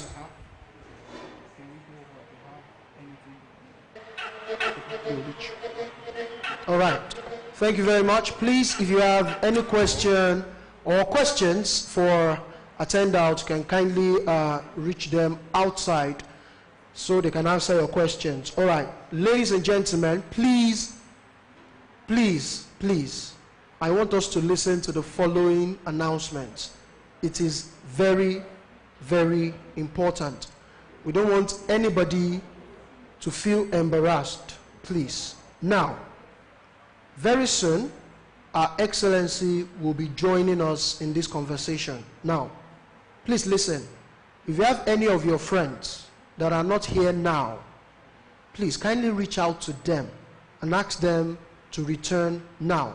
Reason being that we have limited seats and we are going to be swapping names and seat numbers of those that are not here with names of public servants that are going to be joining us. So we want a situation whereby someone will come and will say that your seat has been allocated to someone else, because the moment we have the specific number of people that were expected to be part of this conversation, that door is going to be locked, which means they are not going to be part. Of course, they can decide to sit at the reception and join us online. That is one. Two, I said earlier, but for the sake of those that were not around when we announced, for every session that we will be having, before our Excellency session, please send all your questions to us on Twitter using the hashtag Ekiti Twitter Conference 2019. But for questions to our Excellency during our coordinated session, please, we'll pass papers across to you. Kindly write down your questions. Please let them be as clear as possible so that the moderator will be able to read what you've written. Okay, let me also apologize on behalf of the organizers that our refreshment is not being served already. Please indulge us for, you said what? You can eat your own online.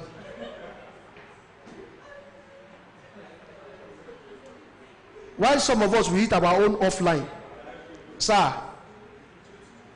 a lè jẹ tiwa lójú ayé kẹ́yìn jẹ tiyín lójú oorun. No problem. That's on the lighter mood, guys. Okay, so our refreshments will be here in 20 minutes.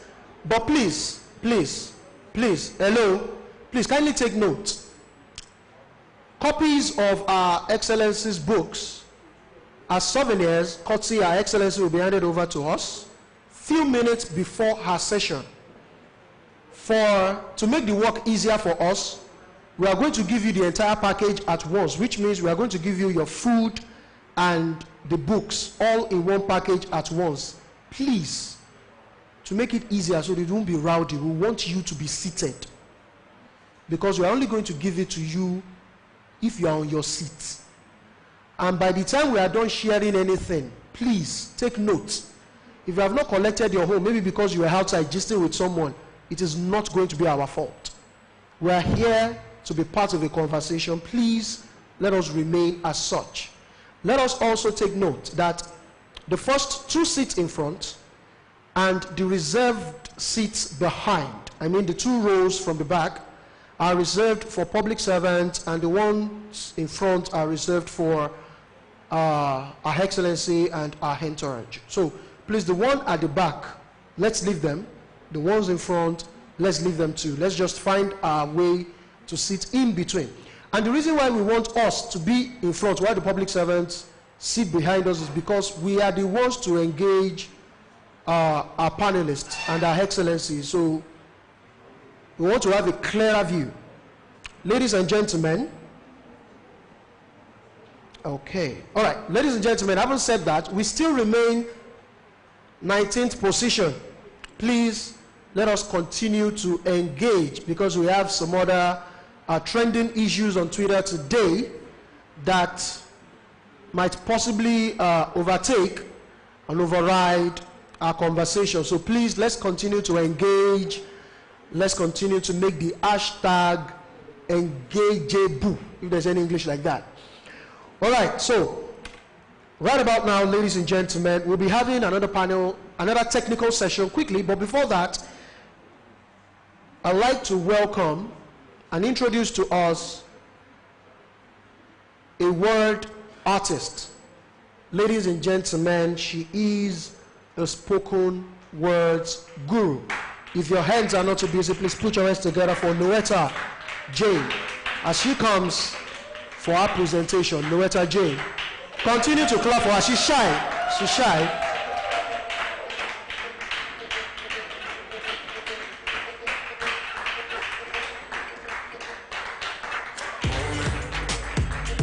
Noetta Jane, we are waiting. Everybody's on fire. Show me how to control it. And go ahead and flip and get higher.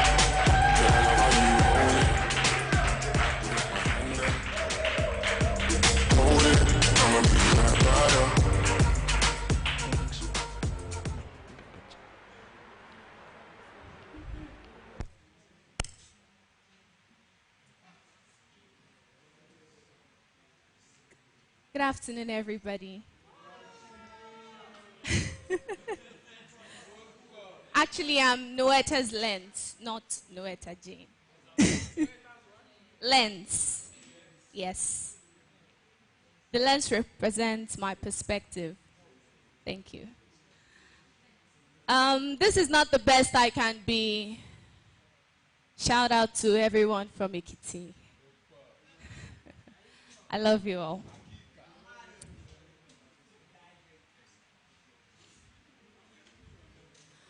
For every stick that I light up, I would say this is the end. And no, I didn't mean to make it a trend, but it never is.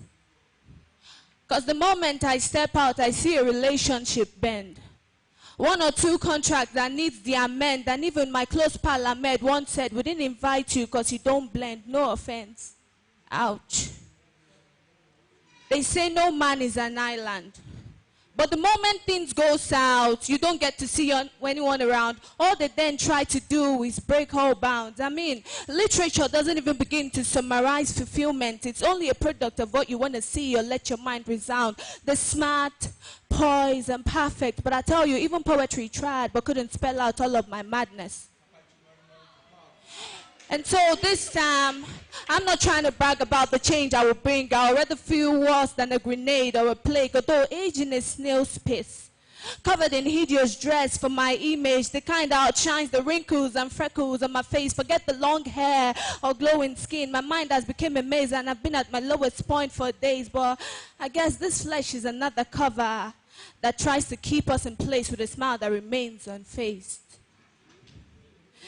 And so even when I see the things I prayed for being given to other people, in order not to be tagged bad belle, I say congratulations, mind my business, squeeze my pimples. But the older I get, the more complicated everything is, including these issues. And so I begin to light up my lungs just to feel alive, yet live long, just enough to get by these issues and not be that sad girl that cried way too much. Her best friend became tissues.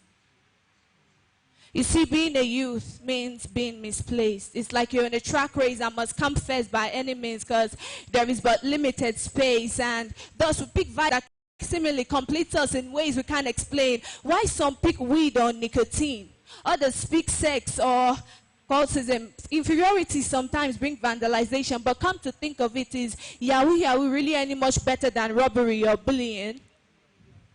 And even those that claim to be disciplined, high religious standard and divinity, they still end up backbiting, gossiping, masturbating. Don't tell, but even my close friend Chinoye, the one whose dad is a pastor, keeps struggling with so many impurities. So judge not my background. Deep down, you hold yours in your palms. I mean, what if this vice I pick keeps taking me backward to the finishing line? Who are you to tell me what in me I should find? And Sister Bukumi, show me love and all shades of kinds. I don't need therapy or those motivational quotes you always say, like in life, one has to grind. I belong to nobody. Hence, I'm open to everybody. But the aversion and stigma that comes with not being an optimal is the backbone of my lilac green. I mean, I'm human, not an animal. So, pardon me, if you really want to help, don't boil me every day, no be carnival, but teach me how to fish. And no, not as a criminal, but something that distracts me from this sin. Because I heard life is so minimal. And to that one they call boyfriend, you overthink my ventures, analyze how this vices is bad, but my hymen you've ruptured. My innocence you've captured, and you only give your best when you want your penetration to drive my sensation. But babe, come. I know in bed you're a stallion. Leave condom. Please, let's talk about the things that could multiply my passion. Maybe get rid of depression and just make us grow in emotions.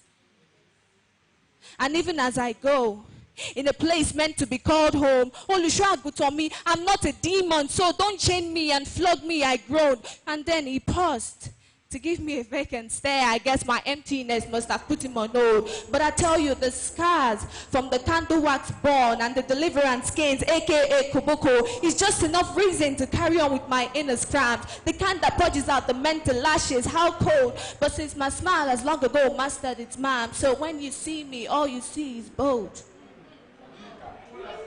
So someone will say it's my fault. But I'm so full of life, should I die young? Mommy, please, yes, I'm not a kid anymore, but I'm still your offspring. Maybe scold me, ma, but don't get all mean. For ma, you could love, teach, pray, and pamper those vices out of me. They say suicide is not the answer. I keep mute. You want to know why? Because I hear death doesn't take away all guilt. But being alive gives everyone a reason to judge my truth. So I speak for all youth when I say the universe is giving us a sign. But we live in a dispensation of sight and sound. So if you ever see or hear these letters unspoken, please reach out to those mopping the ocean. Ignore whether they call on God or Allah in the open. I mean, be the reason they take their first step to climb. Talk about their wings to fly and help stretch out. Tell them, do not fright, because that will be the alpha of their immortality. And they can't do it without your ability. Show them love to expand their capacity, for the leaders are for the youths are the leaders are tomorrow. So don't ever erase that mentality. Shout out to the organizers of Ekiti Twitter party. Thank you for making us understand the essence of synergy for solutions as a Twitter community. God bless us all for eternity.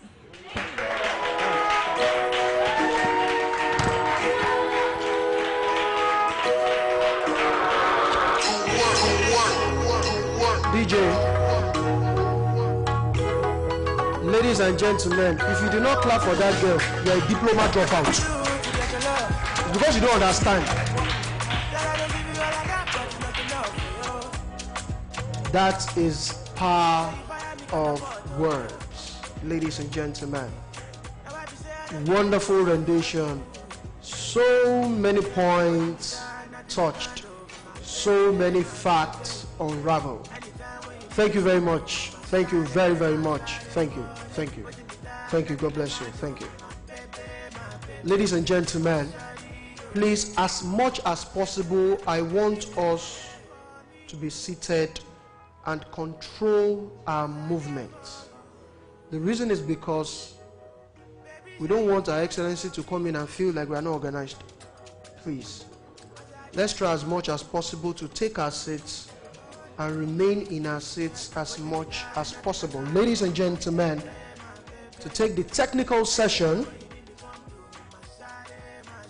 for the next 30 minutes, please put your hands together as I welcome Alao Ayomide. Please put your hands together for him. Anywhere you go, girl, I go follow, cause I like the way you back it up, the way you go down.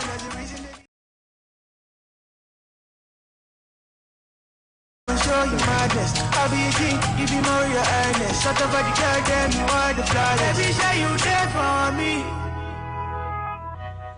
Yes, thank you, Crucio. Good afternoon, distinguished ladies and gentlemen. So, this particular session is called the technical session, and is meant for us to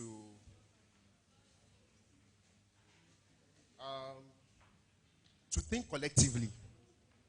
This particular session is going to drive what I call collective intelligence, because I know we are all intelligent one way or the other. So we are going to bring together our intelligence, and we are going to see how we can collaborate and solve problems in different sectors that we're going to identify.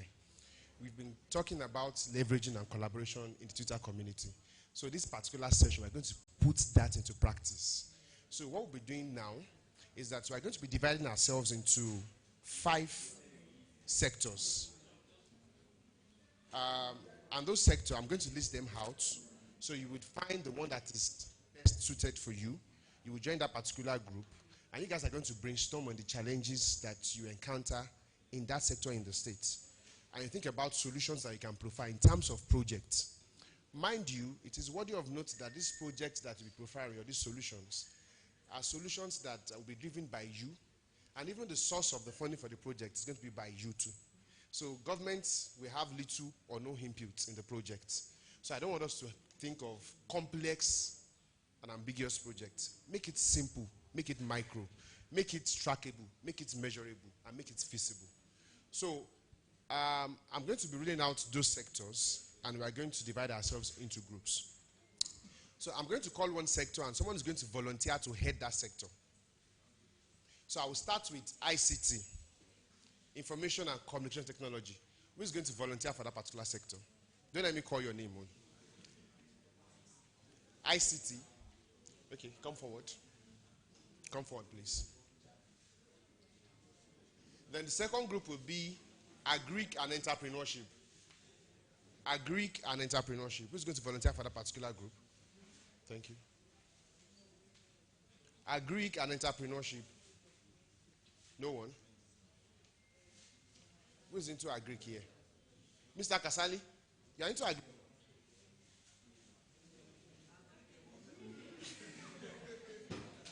Are you not into agric business?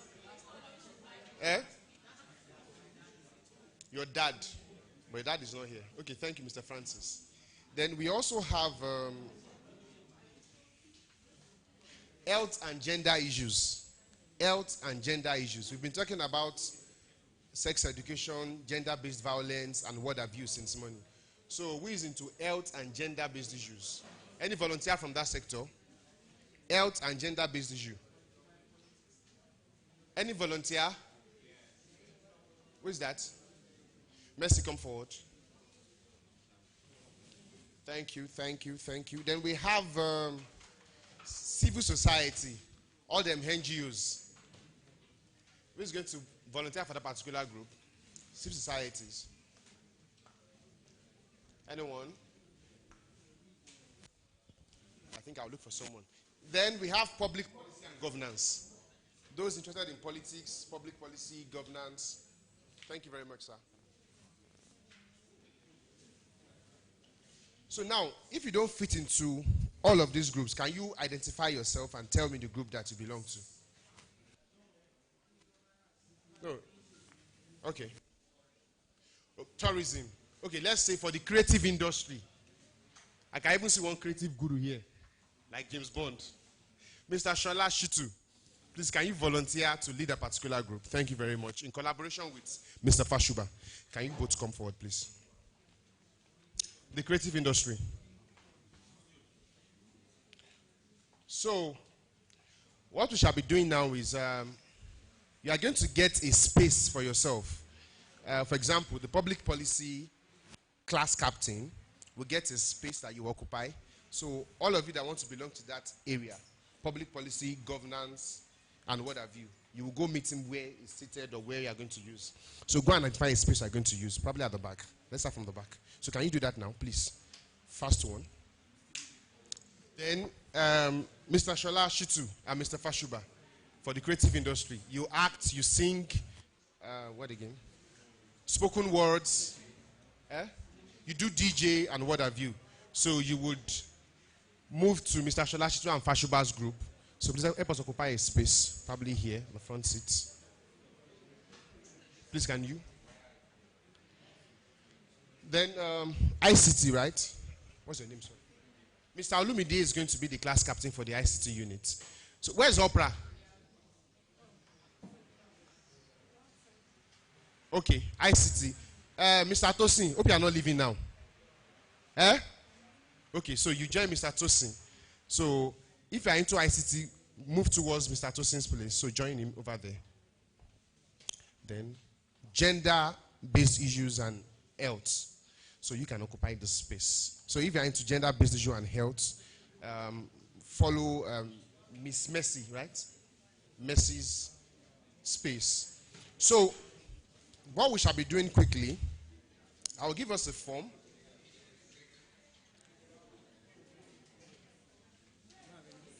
No. Okay, I would say announce this. Okay. Don't worry, we get. So what I'll be doing is I'll be giving them this short form. What you be doing? We have these questions. The first one is name the top 5 challenges in the sector where you belong to. So what you have to do is, for example, if you are in the health or gender-based issue, one major challenge is teenage pregnancy that we spoke about the other time. So that could be a challenge. So you list the top 5 challenges in bullet points, no explanation, bullet points.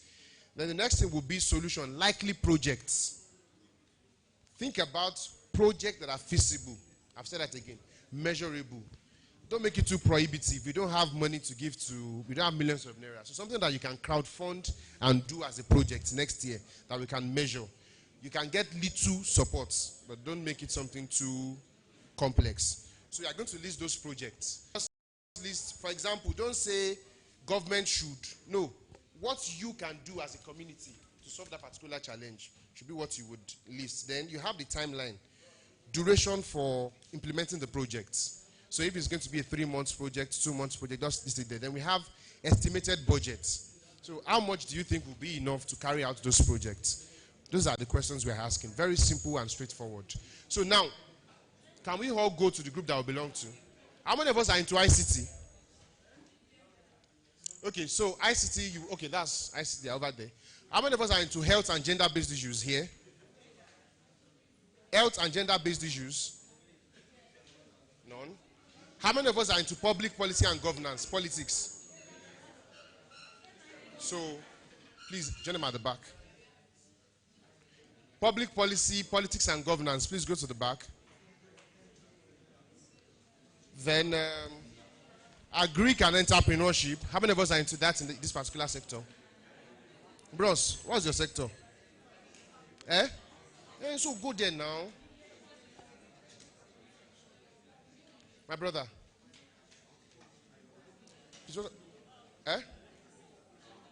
Agric. Then how many of you are in the creative industry? Like you sing, you dance. Creative industry, please come here. You do MC, you do comedy. Stop, Joe. Go to your sector, Jayalaye. So creative industry. Okay, I'm coming.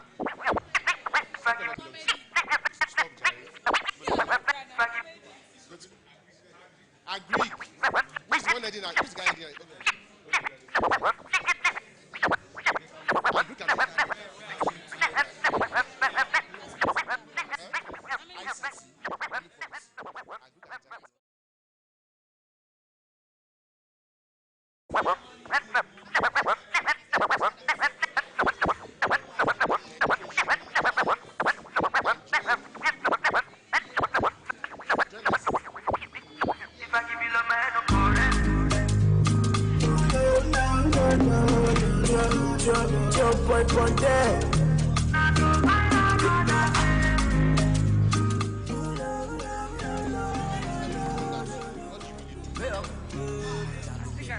You say you get another man, say you know me again.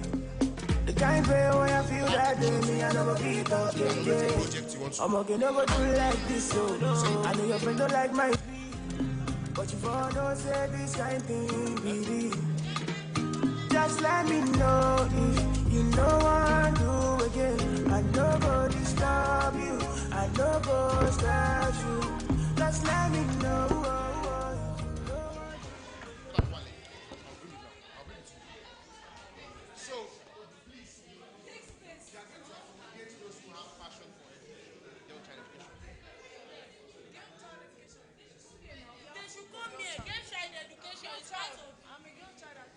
So,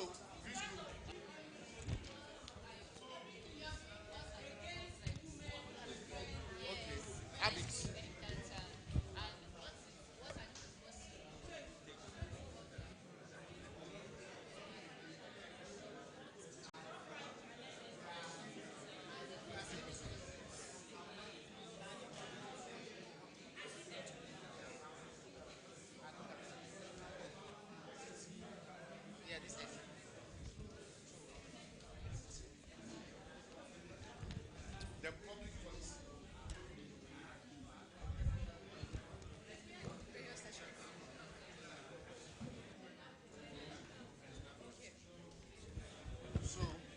Sorry, you made a mistake. Please, let me erase it and write it.